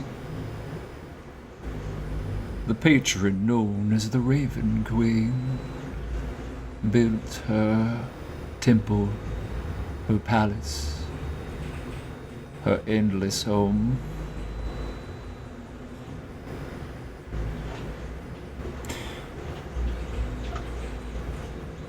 Young Master Hawke, what do you feel when you wield Raven Wing? Tell me. I mean, it feels powerful but cold. I feel empty. I feel hunger, but not like normal hunger, like deep inside me hunger. And when did this sword first appear before you? When did it heed your call? You feel his bony hand on your shoulder as he stands behind you. Listen, my memory from that time's not so good. I I was underground. It was really cold. I was running. I was trying to get out. I needed something to fight. They took my sword, my armor, all of it. I found it. There was a rock outcropping in the Underdark. I saw it laying in there, covered in dust, but that's why I picked it up. And what of the god you forsook? What of the vows? What of your time as an acolyte? What happened to those promises that you made in that moment?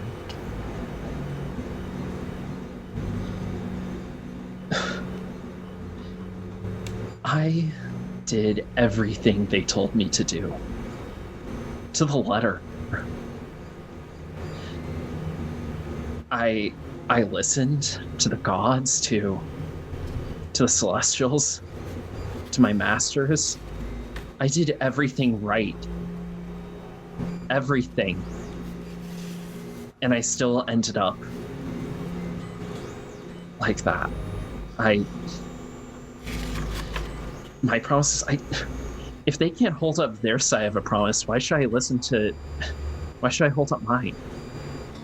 Forgive me, I'm not very knowledgeable on the topic of magic swords. But if Hawke puts the sword back, would that make him the way he was before?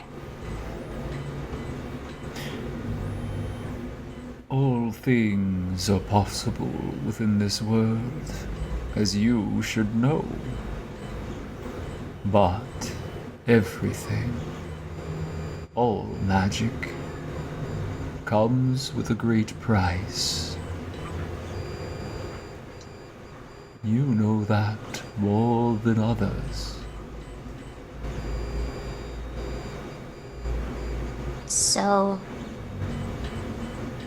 what happened to me was that just a trade-off. Am I the way I am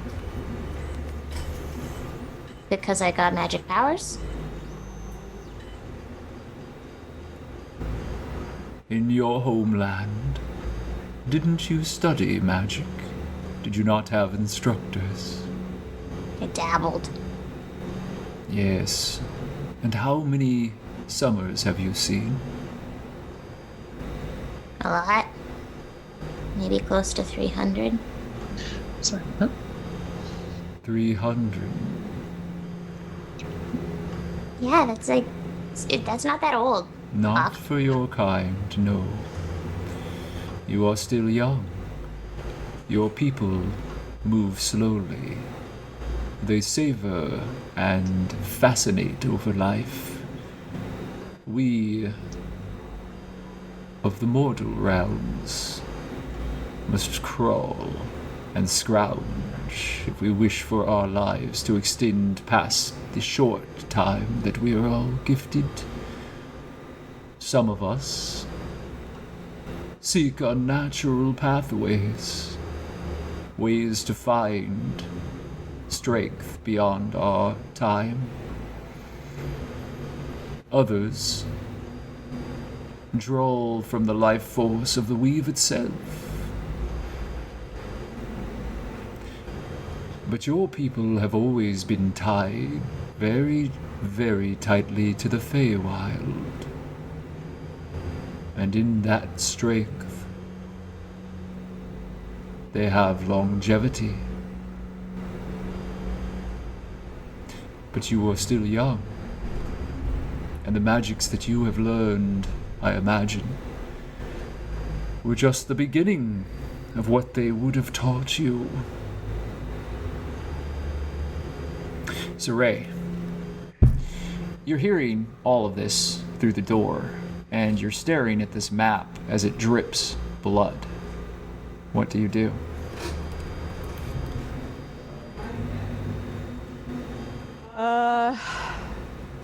Well, it's probably dripping blood because of ghosts. Awesome. I'm going to say spirit. I have no time for this.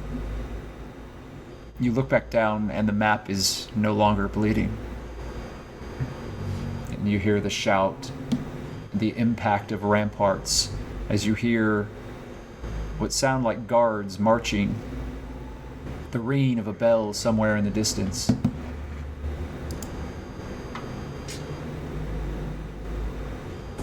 I'm gonna try and keep reading the map and ignore the sound, because this is more important.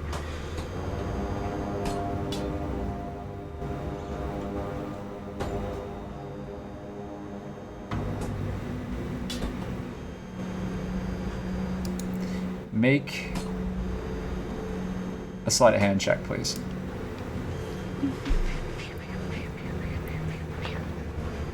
Uh,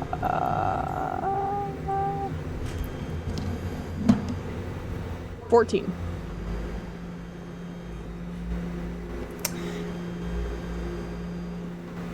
You're studying the map, and you feel that you could easily enter into the prison, the Magister's keep, without too much trouble.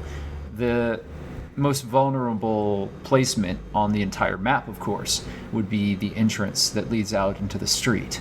It seems like it's concealed behind an alley, but the last time that you were in the keep, it didn't end well.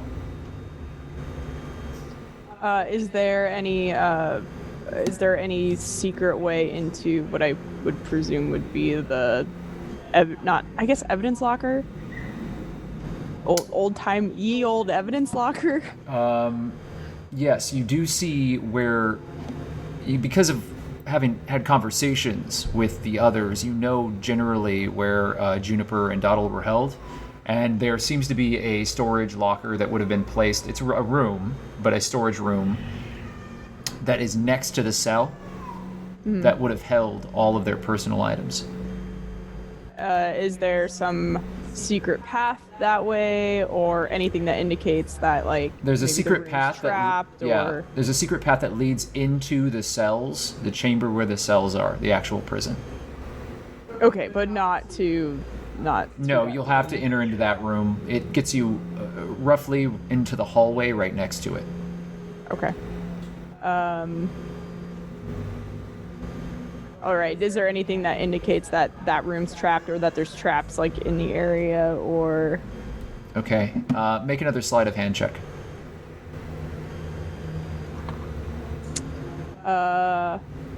17. You imagine that it's going to be locked. You imagine that there's going to be a patrol there. Also, thinking about it, you realize that that pathway might be destroyed given what happened at the prison and the explosion that caved in the cells that both Juniper and Doddle were in. You might have to enter into the floor below and then enter through the stairwell. Huh, okay. But you're not sure without seeing the actual place. In my contacts list, yes, would I happen to know a guy who knows a guy who knows a guy that works for the masonry mason that would be charged to fix the jail when it needs repair? Right, you know merchants. You do not know a mason per se, or but someone who might know one. right, yeah, you know people who might know, but you'd have to get in contact with those underworld contacts so that they could work to do that. I will remind you as well that you had a purchase set up with Rosie for all of the items in the treasure chest that is currently in the crypt. Right, yes. That contains the large number of magical components that you collected from the storehouse, the safe house of the Grasping Eye. Thank It you is for that an reminder. enormous fortune in magical components that you very painstakingly stole from them, nearly destroying all of your friends in the process. I but you can't did pick survive. that up. I can't pick that up by myself, however, right? No, you brought it here on a cart. Right. 2 people could carry it uncomfortably. Right.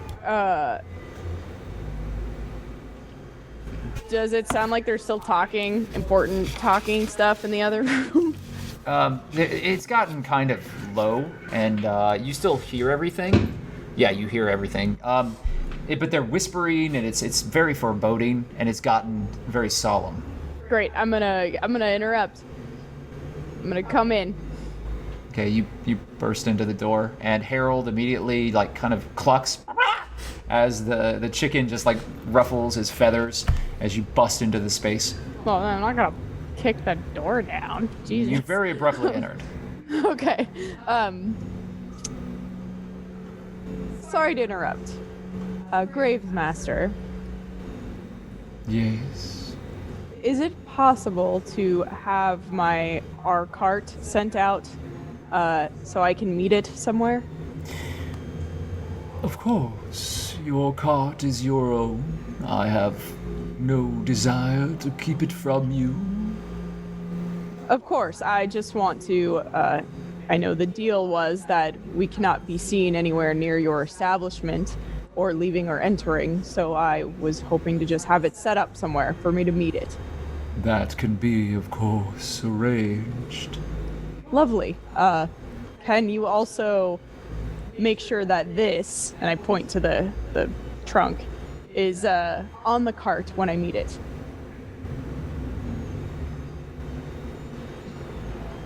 I'm afraid that will have to be transported separately. I can't have these illicit goods leaving the front of my personal workshop. You understand, of course. Of course. It is dangerous. Of course. Hawke, Doddle, when you're done, I'm going to need assistance getting this trunk to the cart so I can sell these to Rosalie as fast as possible. Okay, what's in the trunk? It's all of the things that we took from the grasping eye. Oh, Yeah, for the Rosie deal. Okay, do you want to do that right now? Not right now. Take your time. I still have some things I have to. Oh, I just mean are we gonna be selling illegal stuff in the middle of what is essentially a gang war? It could be good to have money in that case. I guess. I'm worried about you, Siraye, that's all. Oh, we'll be fine. We're giving it to Rosie. She'll be able to take care of it. Okay. I would actually love to see Rosie again. Oh, does anyone have the time? Do I know what time it is? I don't think we would know, right? Do we have any sort of inkling? Like, is it the next day? Well, you don't know, really. To be honest, you've been sleeping in a crypt, and all of you were. Sleep. Yeah. Well, no, you didn't.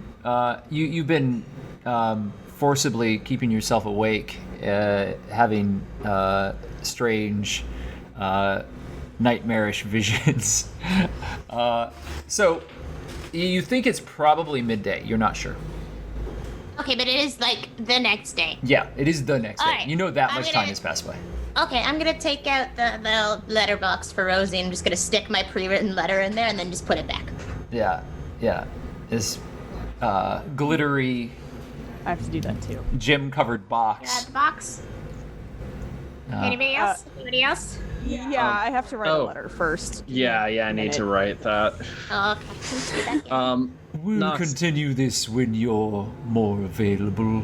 You can continue this conversation. I have to keep studying this map anyway. I just wanted to see if that was available, and I'll head back into the sewer. No, my work calls.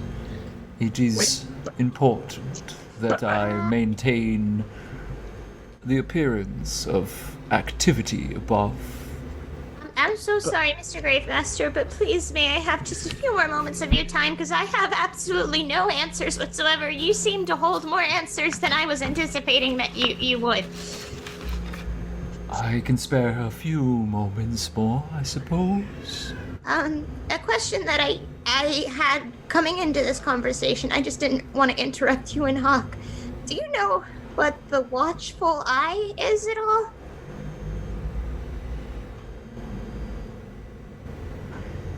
It is not the watchful eye. It is the watchful order. The watchful order are a very powerful group of mages that have banded together with the city of Waterdeep. They work together here to seek out any impropriety that they might find to those who would misuse magic.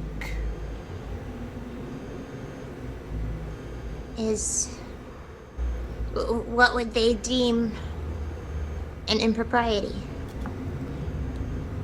That would depend on which member of the Watchful Order you were speaking with. Oftentimes their motives are varied, and like any governmental body, they're quite prone to corruption. Alright. That was the only question I had going into this. I suppose everything else can wait. Thank you very much for your time, sir. In your interactions with the city, have you come across the Watchful Eye, the Watchful Ones? I'm not sure. Everything that happened to me in the jail is a little bit of a blur. I've only remembered hearing their name once, and it was in peculiar circumstances. I just was hoping for a little clarification, that's all. If indeed you are harried by the Watchful Order, you must be cautious. They are powerful, and they have the full financial backing of the Lords of Waterdeep. Here within the city, all things are possible with coin. Good to know. Thank you. Thank you, Mr. Grave Master, sir. Zia, Grave Master Zia would Grave Master, suffice. sir. Okay.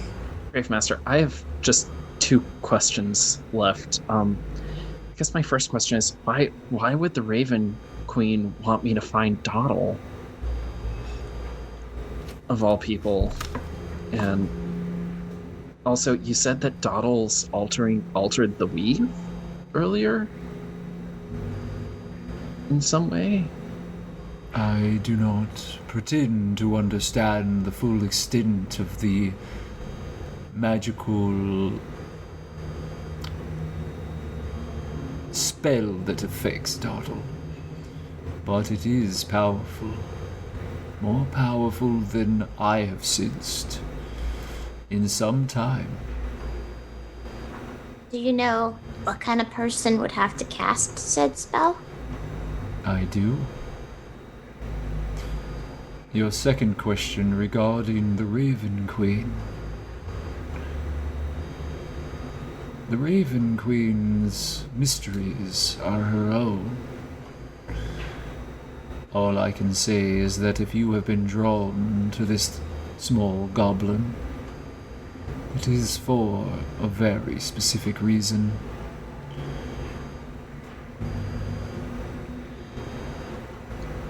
Okay. I must make my way now. Thank you very much for extending our conversation. We appreciate your time. You are most welcome. I hope that in time, our association will be fond memories. May I smile at him? And he leaves, floating up the stairs, quietly, silently, as you're left alone. Siraye, what are you doing? You're... Graves Master, can I get that card sent out, please? It's already been done. Where should I meet it? Where you entered. On the outskirts Okay, perfect. Thank you. Meanwhile, in the other crypt, June, what are you doing? Trying to get my bearings, thanks. I'm assuming I'm still lying on the floor in shock. Maglo is there. Doing general medic doctory things. Like, right, can you follow my quill? Can you always follow my quill? You follow it? Yeah. No good? Any hurt anywhere? Is your head? You knocked your head quite bad. Is it all right? Do you have does everything feel fine? Like if I press here, can you feel that? Press here, can you feel that? How do I feel mentally after witnessing this? You're okay. You feel faint, a little weak, but everything is quickly returning to you, and you feel unharmed. The fish is swimming in the orb in front of you. The indications that you are sensing, June, is that the fish doesn't know that you're here. I don't know what's going on with the orb around your fish friend, but it can't or won't speak to me. I saw millions, possibly hundreds, thousands, whatever, eyes looking back at me. It was like a nightmare in teeth, and whatever's around it is... Right, so you saw one eye, and then a bunch of sharp teeth, and then a bunch of little eyes? Yes. Alright, is this in a void? Or was it on a thing? Was it... More like a void, dark. Okay. Right. Okay. Well, I don't know what that tells us. Okay, that's fine. Right, you... Let's take 5 minutes. Have you eaten? No, just the wine. Alright, well, that's no good, is it? You can't do a full day's work on an empty stomach. 1 sec, let me crack something up for you. Maglo goes into his bag and tries to find rations and things which aren't the stale breads and things that we've been eating. How much time has passed? I want to see if I can still do that communication with the fish. You still can if you like.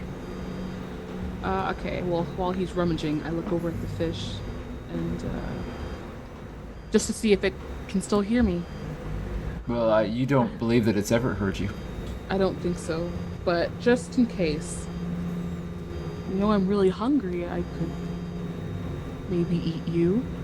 No? Alright. Great. You threaten the goldfish, and nothing happens. Juniper!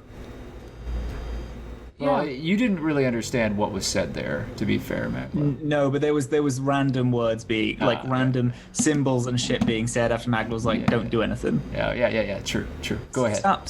Don't bother talking to it. It's fine. I don't want another weird reaction thing until we've eaten, and then we can, if you want, we can go again. And I just thought maybe if I was a little forceful, it would register, but it didn't. all right, that's fine. So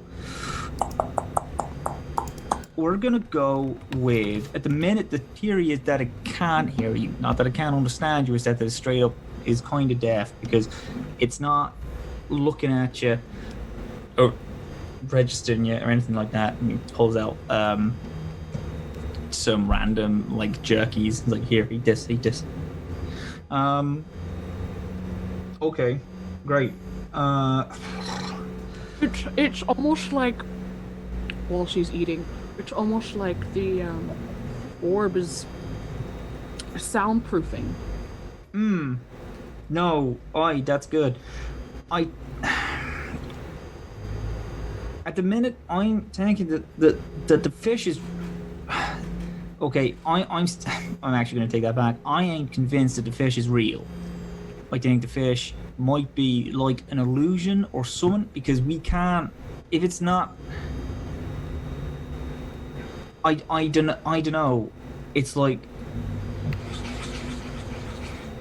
it seems like they're protecting the fish. You know, like they're making it so that the fish on purpose can't hear us for some reason, and it's either that or the whole orb is a magic source, and the bowl, in a sense, is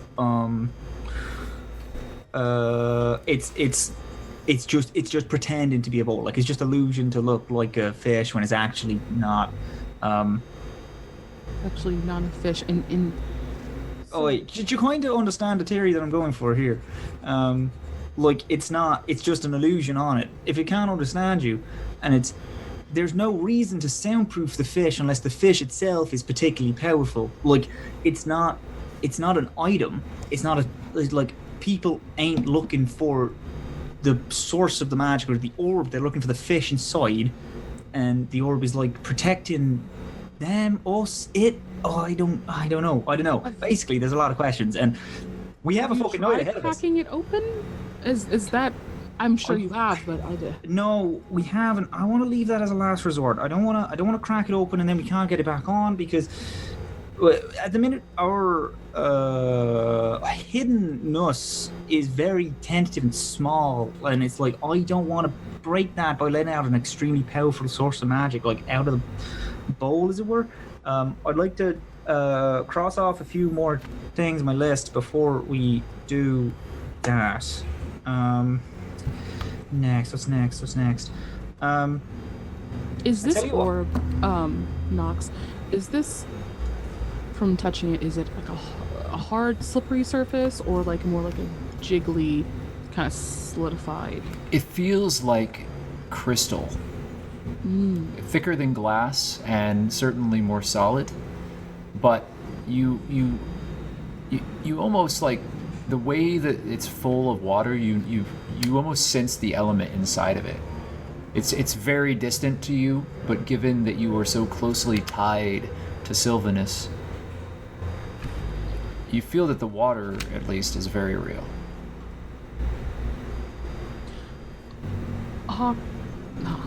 Maglo. If it is an illusion, what if it's... The fish is there. It's in a place similar to this orb, but it's just relocated. What if it's just like an image, a mirror of some kind, where we're seeing what it actually is, but it's... Oh, that's good. Actually, I like that. Yeah. Is this a fact? When you touched it? Not a fact, but... No? The water seems real. I feel like this fish is real. Maybe if it's not real for us, it's real somewhere else. Okay. Right, okay, so I'm instead of breaking it, I'm gonna do summon. Maglo tries to grab the orb and pick it up. Yeah, you grab it. It's cold to the touch, but it has weight to it, and it kind of feels like it's full of liquid by the weight. Okay. So, because there's a little move in it. If it was solid, it would just be heavy, right? Yeah. So you're feeling, even though that you can't see where any air is, it feels as if there's water movement in there. And there's like an inertia to it, right? And you pick it up, and it's heavy, but it's about that large. All right. Okay, if I die, I'm gonna need you to catch this. Not me, I can get it, but I need you to catch this, right? And he just starts shaking it, just furiously, to see if the fish inside like moves at all. Maglo, what are you... It's fine, it's perfectly scientific. Don't worry about this. This is all in the process. It's all in the process. Meanwhile, as Maglo shakes this goldfish, Siraye, you are standing with the others. Harold is absently picking for worms in the dirt, and Doddle and Hawke are sitting by the fire. The Graves Master has left. What would you like to do?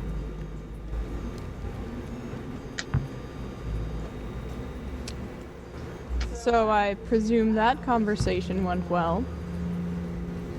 You know, yeah, a lot of answers were found. I'd say it was quite productive. I'm very sorry that I asked you to keep watch. I was just very anxious not having the door, like somebody on it. You know what I mean?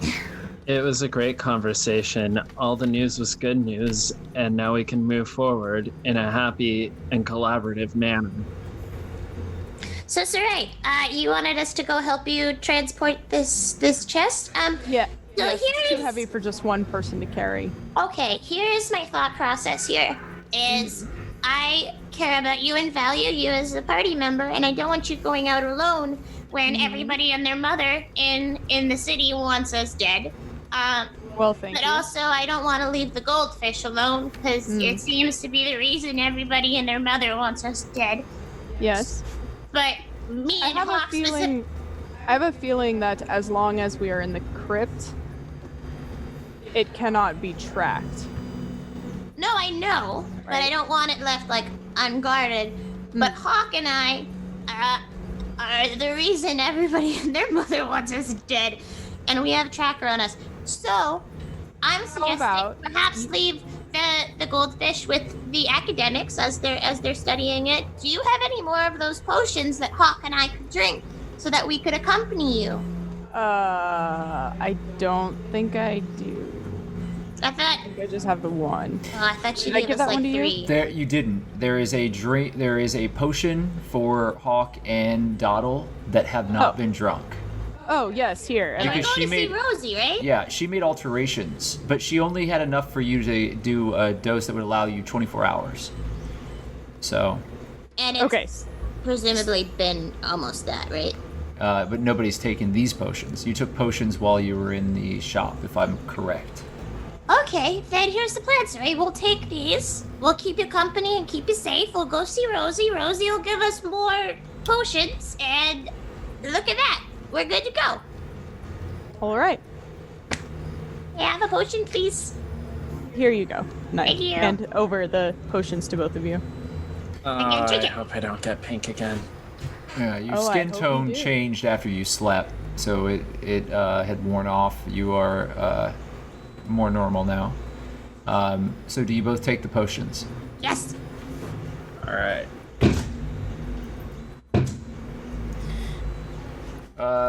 Doddle, apparently nothing happens as far as you can tell, but your skin has never changed color. Nothing's ever happened to you when you take the potion. And Hawke, you get lightheaded, and immediately your skin begins to kind of blur between blue and pink. So it's kind of like slowly shifting back and forth. Like Sleeping Beauty. Oh, what's going on? How am I looking? How am I looking? And I'm blue. No, well, it keeps on changing from blue to pink. It's kind of pretty, actually. Yeah, it kind of makes me a moving target, though. Like, I feel like... No. Now you just look like a moon elf. I've never met one of them before. Me neither. What, do they have blue and pink skin? Blue skin, mostly, yes. But, Maybe you're just one of those moon elves that you're like, oh, my skin tone changes when the sun hits it, you know? I'm half... Well, okay, I can definitely pull that off, except, I don't think you noticed. My ears are round. Do you have a cloak of some kind? Oh, yeah, I got my traveler's cloak. I'm gonna put... Just throw What's that up? on. I only have one scarf. I'm afraid I'm not sure if I can help you from here on out.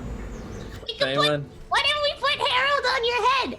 And then you can look like you got a chipping. How about this? If anybody asks, I have a dirtbag husband that's an alchemist, and he keeps talking about how he's really fucking brilliant, but he was testing potions out on me, and now I'm like this. Well, that sounds perfect. I'm gonna go Yeah, up he's to a really Harold. shitty husband, and you have to keep. Probably cheats on me, all that sort of stuff. What's his name? Maglo Handorian. Maglo Handorian. I'm gonna kneel beside Harold, I'm gonna say, Harold, would you like to stay here or would you like to come with us? Harold pecks at your coat and jumps into your arms. Okay, Harold's gonna come. Is it okay? That's fine. All right, let's go. You can meet Rosie. Harold can meet Rosie. I'm gonna leave a note by the food, saying, Maglo and June want to turn in goods to Rosie. We'll be back soon, hopefully with money. All right. And, As we're walking, Hawke is starting to write his letter to Rosie really quickly. As Hawke is writing I his, gotta do that. as they're writing their letters to Rosie, can I not turn over, because I don't want them to be like, oh, it's double-sided, didn't see that, like a test. I'm gonna take another piece of paper and I'm gonna write a little letter to the Grave Master, and hopefully it'll be a little bit more fluent and artistic and whatever, but I basically just want to say thank you so much for your hospitality and for keeping us safe, and I'm sorry that I was unsure of you when I first met you. It's just been a crazy couple of days, and you have turned out to be very warm and kind, and I appreciate all that you have done for us. You write a very, very thoughtful letter, and you leave it behind for the Graves Master. Who's carrying the trunk? I presume Hawke and I are gonna have to do it, because I was going to recommend that we have the strongest, most physically astute members of our party do it. So, Siraye, Doddle, you got this. Okay. Doesn't Doddle have a chicken in her arms? Oh, I do have a chicken, but Hawke could carry Harold, but I'm not sure if Harold. Yeah, Harold's probably the heaviest thing here. I should do the heavy lifting here. Doddle, pass me Harold. There you go, Harold. You're gonna go to Hawke, and I'm gonna Here help. we go. Oh, Doddle, tell you what, this chicken's way too heavy. You're the strongest of us. I'll take the light trunk. Wow. Okay, we'll Can you lift do that? later. Can you do that? Oh, thank you. I love how I Hawke just- is just a slacker in this moment, trying to get out of any kind of physical exertion. Who is carrying the trunk, just so that I'm clear on it? Hawke and Siraye. Okay. So I like to think that verbal encounter was what actually happened. Oh, I hope. I don't know. It's up to you as to whether or not that happened. But I do need you both to make an athletics check for transporting this trunk through the network of sewer systems that lead outside of the City of the Dead to the exit that you've used a few times now. Siraye, you remember? Athletics? Yeah, athletics. You remember that you follow the markings that were placed in the stone along the way, and I need you to make a survival check to guide everyone out. Okay, so 23 on my athletics. Okay. 19 for mine. So you have no problems with the weight of the chest. It is exhausting, and so at the end of this, you're sore.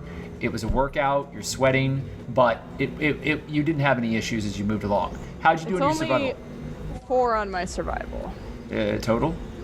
Yep. Okay, so I need you to make another athletics check as you've taken a wrong turn somewhere along the way and prolonged your journey through the sewer. Oh wait, I think it's this way. Hold on. Oh, it's okay. I'm totally. Athletics? I can totally handle it. That's an 11. How'd you do in your athletics? I totally got 12. this. So you both are showing signs of exhaustion, and you have to take a series of breaks. So Doddle, they keep stopping and taking, switching hands and taking time. It's been almost 2 hours. Go ahead and make your survival one more time, Siraye. Oh, thank God. Dirty 20. Okay. Is there anything you want to do? The chicken. Yeah. Doddle. She's doing just fine. Okay.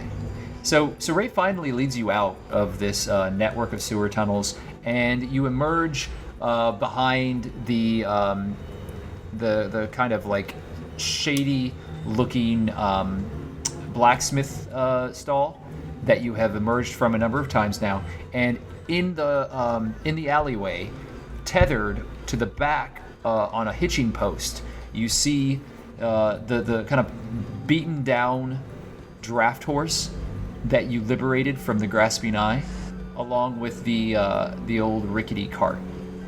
Perfect. May I go up and say hello to the horse? You may. You step up to the horse, and it just kind of like side eyes you as you walk up. It looks a little wary. Hello, friend. Did we ever give you a name? I'm not sure you're gonna respond to me. All right. I'm gonna lean over and yell at my friends. Did we ever give this horse a proper name? I don't think we. What should we name him? If we Horse? did, we probably forgot. Horse. Horse. Horse is a little demeaning. Don't be pretentious about it. All right. The draft horse like taps its hoof onto the ground and just kind of like uncomfortably shuffles. Okay. Jeremy? Jeremy seems okay. Tap your hoof again if you like Jeremy. No, I didn't like Jeremy. Okay. What about Delilah? Is this a boy horse or a girl horse? Hawk is gonna Make an animal handling check, please. I don't think horses No. have He's not gonna try. structure He's for just gender. taking a peek. That is 8 plus 0. Wait, no, 8 plus 2. That's a 10. Okay. Yeah, it is actually it's a male horse. It's a guy. I don't think Delilah's gonna cut it. Oh wait, what about? I have a good. It taps I have a good name it taps for its this horse. hoof. It taps its hoof. Oh! Oh, Delilah? Delilah? Do you like Delilah? I was gonna call it Maglo. It taps its That'll just hoof get when you say confusing. Maglo. Oh, we did. All right, Maglo it is. I don't. Doddle. To be Yeah? fair, I don't think Maglo would appreciate if we named the draft horse after him. So we should definitely name the draft horse after him. Let's do this. All right, All right, Maglo. So you have named your broken down draft horse Maglo, and you are behind the blacksmith shop in the City of the Dead. You are north currently of the Southern Ward. You are not too far off from the high road, which you need to travel down to make your way to the Court of Stars, which is where the Magistrate's Keep is. Okay. And also Rosie's shop, which is in the Court of Stars outside of it. Perfect. All right, Hawk, let's get this in this cart. All right. Okay. All right. I'm gonna put my hood up. and On the Put my count of scarf 3. over my face. Oh, okay. Okay, you conceal yourself. And who is driving the cart? All right. Should I drive the car, or do you want to drive the car? Perhaps Siraye should drive the cart because I'm not sure anybody's gotta head out on Siraye at the moment. That's true. That we know of. Siraye, is anybody looking for you right now? Not that I know of. Okay. All right. We'll be on a lookout. Okay. Let's look out. Actually, to be double safe, is there anything in the cart that I could like hide under? Yeah, there are some burlap sacks and bags and some empty crates. You could find a way to hide underneath it all. Okay. And just All to right, be yeah. double safe. This is a good idea. Hawk gets under, and when he gets under, he like positions the tarp so that nobody can see him. And you just kind of hear him like softly cry a little bit. Hawk, are you okay? I'm good. Doesn't sound like you're good. Harold sits on your head. I'm allergic to chickens. It's been really hard, especially because I grew up on a chicken farm. Wow. Do you just want to let it out? I can pretend that I'm not listening. I said it was allergies, Doddle.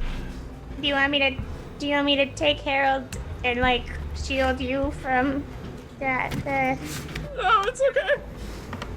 Okay, I don't know how to best service you in this moment of grief. Go ahead and make an animal handling check, Siraye. Me? Yes, please. Well, you're driving the cart, correct? Oh, right. Animals. Yeah. Woof.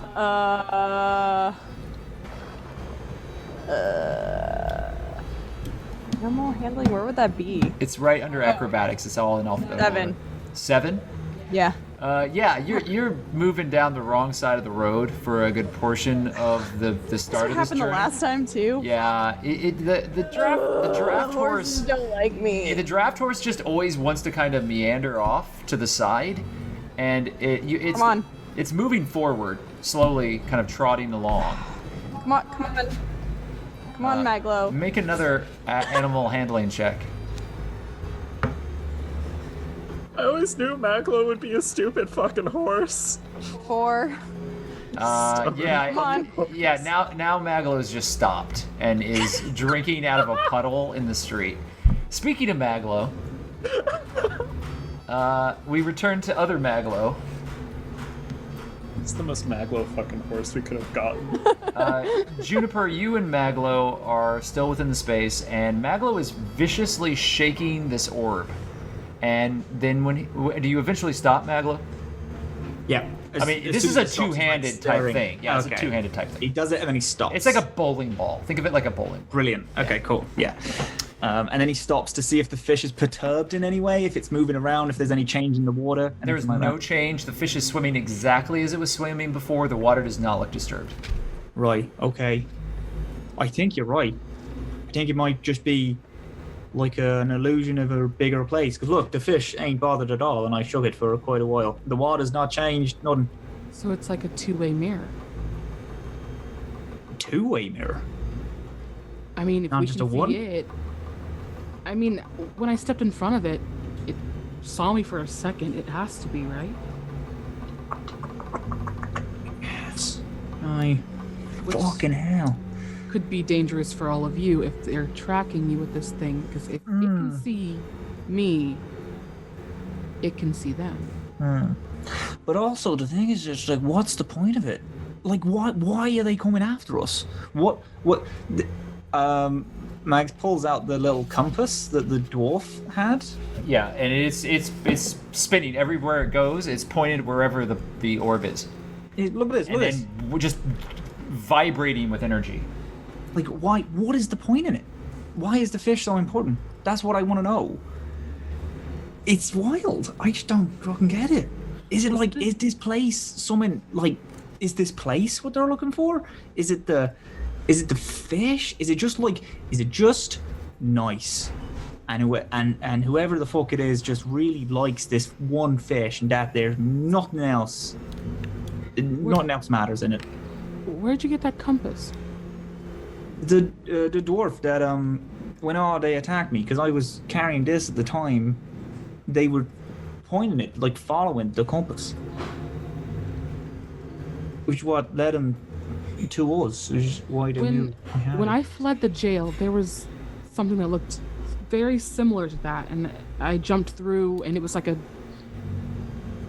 level, like a lever, like a portal of some kind, and now it's going off the deep end with this fish. Wait, what? The compass was pointing at the portal? A device similar to the compass. See, because I got this from the dwarf that was at the portal. When the dwarf died, he was holding this and it was pointing at me. Was there another one? Nothing left behind. So then, okay, this doesn't make any sense. All these things are matching up and are similar. So then there's a bigger picture here that we're just not getting. But I think the thing is that we've done pretty good so far. We've only been here for a couple of hours and we've gotten a lot of stuff. Yeah. Admittedly, none of the questions that I've asked have been answered, but there's a lot more questions, which means that there's more science afoot, and that's always fun. That means that we can really get stuck into this. Oh fuck! Have you written your letter to Rosie today? I have it written at the top of my notes, and I ain't done it yet. I wrote it last night. But hold that thought.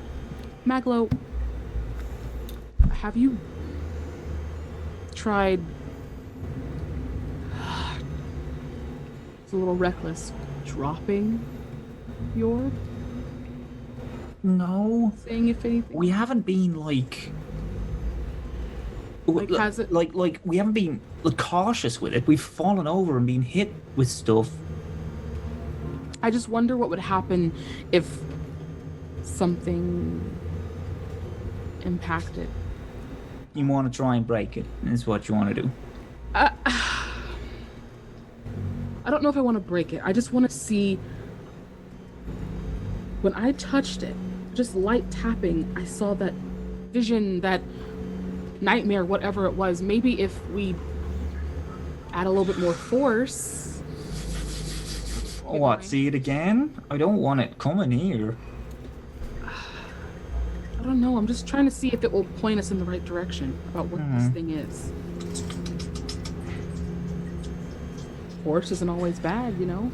I tell you what, I got another thing to do. I'm going to try... There's a wizard spell, it's called Identify, and I can also do that with the things I got set up here. So I'm going to try and identify it just to see, like, kind of where it comes from, see if we can get anything else from it. And if we can't, we can try and... lightly hitting it, I don't want to, like, do enough damage to possibly break it. Just like a little tink. And then... maybe go to the library, see if we can get any information on anything about, like, two-way mirrors or... Oh, there's a library here. I swore deep, I'm sure there's tons of them. Ah, you want to go back into town? Not, like, here. We can see if the Grave Master has any books, but, like, I want, like, a library. Like, something that actually we Why can... don't we... Have you asked... What's his name? The Grave Master? Great Zir? No, I ain't asked him. Have you asked him anything about this orb? No, could do. It's worth a shot. He's like only next door. Tell you what, I will do it. Right. Okay. So I'm gonna try and identify it, which means I'm gonna need like 20 minutes, maybe half an hour. Then we're gonna ask Zir. Then library. We can grab a bite to eat on the way or something, because then we can just like sit down with a bunch of books and shit. Yeah. I am gonna have... We're both gonna need to get dressed for that, though, because people are gonna be looking for us. Because you just broke out of jail, and I'm the one who impersonated someone to get in, so... Juniper just kind of looks down at her tacky clothing and poses. I mean, you sure I can't just go out like this? I mean, listen, you look phenomenal.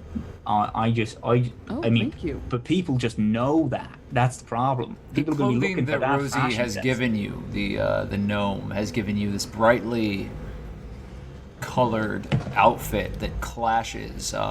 It's very vibrant and is not stealthy in any way, shape, or form.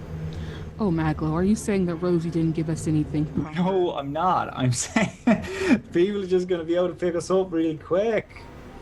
No, you listen. I think you're right. You're right. You know what? You look so good, and the thing is, when you get a really good outfit, you don't want to just keep going out in the same thing, and people are expecting you to like look like that all the time. That's a lot of pressure. Oh no, yeah, I agree. I think that I should take this lovely outfit and maybe chuck it in the bin. Well, don't do that, because Rosie can apparently sense us everywhere, and if you throw any of her clothes in the bin, I'm sure that they're going to react and come animated, and then she's going to get that giant fucking Goliath boy to snap her necks. Oh God, what have I gotten into? All right, well, let's focus on one thing at a time. I'm gonna give me like half an hour. Do you want to go ask Zir as I do this, and then we can like compare notes, or do you want me to do this and then we can go ask Zir? Give me the orb. I'll go. Are you gonna break it? No, I'm not gonna break it. I won't do it unless you're in. Go on. When I touch it this time, does anything happen? No, it's just very cool to the touch. It's heavy. Not gonna lie, I thought this thing was gonna react again. I think it's because you casted magic to try and see the fish. I think that's what caused it. So to be clear, though, Maglo, you are going to cast an identify spell, and yes. June, you're going to take the goldfish and leave the room. Yes. Oh shit! I need the orb to cast identify. Sorry, that was my fault. I thought you were just trying to do someone else. Tell you what, let's do this first. Let's do it, and then we can go with it. All right. Okay, so for 30 minutes you cast a ritualized version of identify.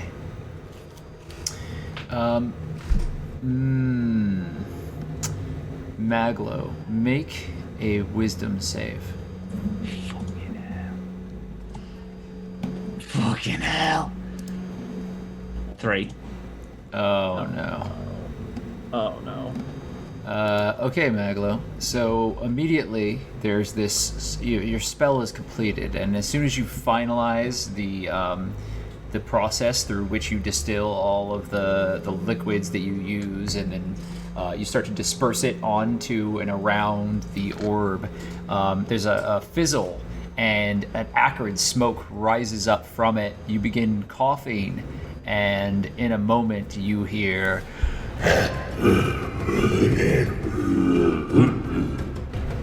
echoing from somewhere around you.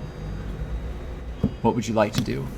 Maglo grabs his notebook and starts writing down just things that he hears and like, hey, June. You hear these weird moans, but then you also smell like a strange, just kind of like a putrid animal or something. There's a strange smell in the air in the moment that you cast it.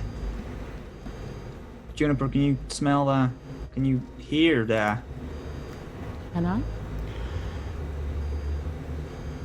You're still touching the orb, and it's the noises have stopped, and you realize that there's nothing that you can do to activate the orb, that the orb is active all the time, and that what the orb does is that it contains whatever's inside, that it shields and protects whatever's inside, and that it does so to such an extent that it seemingly makes it immune to magic and magical effects within the orb.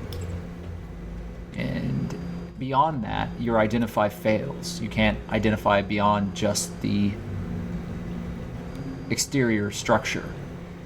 However, you're not certain, but you think that you've missed something very, very important in your spell. There's this nagging feeling at the back of your mind that in your calculations and in your alchemical work here, you've missed something. Okay. I think the fish is actually inside it, because this orb seems to protect whatever's inside it specifically. But not like a mirror, not like two-way, and not one-way, but it's like protects what's inside. So I think the fish is real, and I think the water is real inside it. It's just magically protected. I'm also missing stuff, and I'm gonna do this again. So then maybe we should do the little tappy.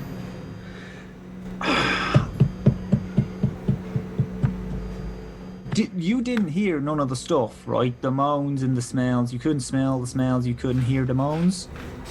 I didn't hear or smell anything. Okay. You didn't hear any of that, Jim? No. That means whoever's casting the spell on a summon is contacting that person at the time.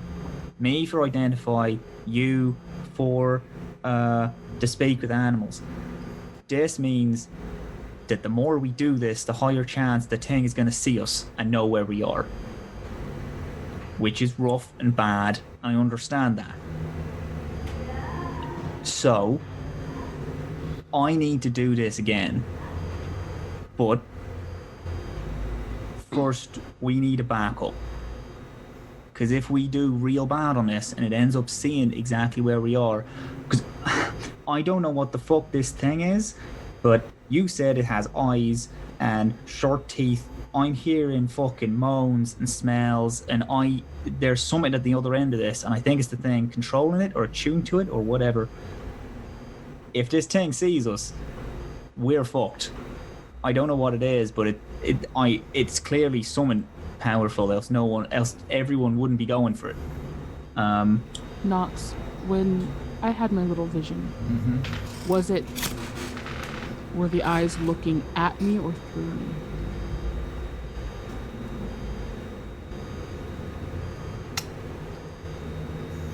Make a wisdom check.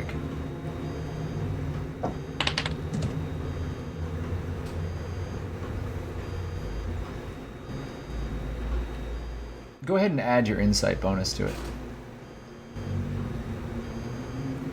Can I add a flash of genius to it? You may. 19. Which is +4 Add Oh. +4 to the roll by 23? Yeah, but just whilst talking about all the things that we figured out so far. Right.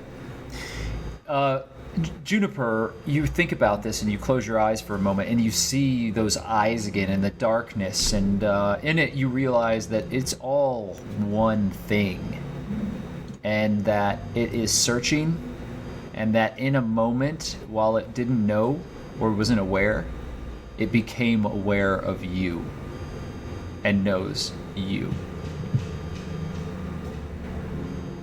MacLeod, I think you're right. The more we interact with this thing, the higher chance they're gonna see us. I think that I've already been seen with those eyes. So maybe we should go talk to, what's his name, Master Zir? Zir. Alright, so if you've been seen, that means I've probably been seen as well. I want to go again. Just once more. You're going to cast Identify again? I'm more talking about it with Juniper. If it knows about me, then it knows about me. That means that we can use this opportunity to learn about it. If we see it, if we find it, if we can either learn about this fucking fish, or he can see us and we can get a clear picture of him. If we get a clear picture, we can get what it is. We can try to figure out what it knows. If not that, if we get a physical description, we can research it. We can do stuff like that. It's risky, but we're in a risky fucking situation right now. Just one. You can leave the room. No, let's do it. All right. Let's kill two birds with one stone. If I start going dark side, or something happens that don't seem right, I'm gonna need you to hit this thing as far away from me as possible. I promise. Just bat it to the other end of the room. Cover it with something. Just so we can break that connection in some way. Okay. It's either going to go real bad or it's going to be phenomenal, and there's honestly no in between. Go ahead. Right. I'm sorry. Are you performing this? No, yeah. Oh, let's go for it. Yep. Make a wisdom save with a disadvantage. 1920. Nice. Very good. That's +7. That's wisdom save. Never mind. Oh my god. Yeah, but you got a natural 20. Phenomenal. You complete the spell, and it takes another 30 minutes of your time. And this time you do everything perfectly. All of the liquids are distilled properly. The vapors have filled in a test tube. You shake it up and you release it onto the orb. Everything is by the book. You don't sense anything. And all of these indications start becoming apparent in your work. The colors that are shifting in the vials tell you a story about how this object interacts. There is no illusion magic currently affecting this orb. You're certain of that. There's no illusion. But there are very powerful magics of other sorts. And it is currently pulsing like a beacon and is absorbing magical energy around it.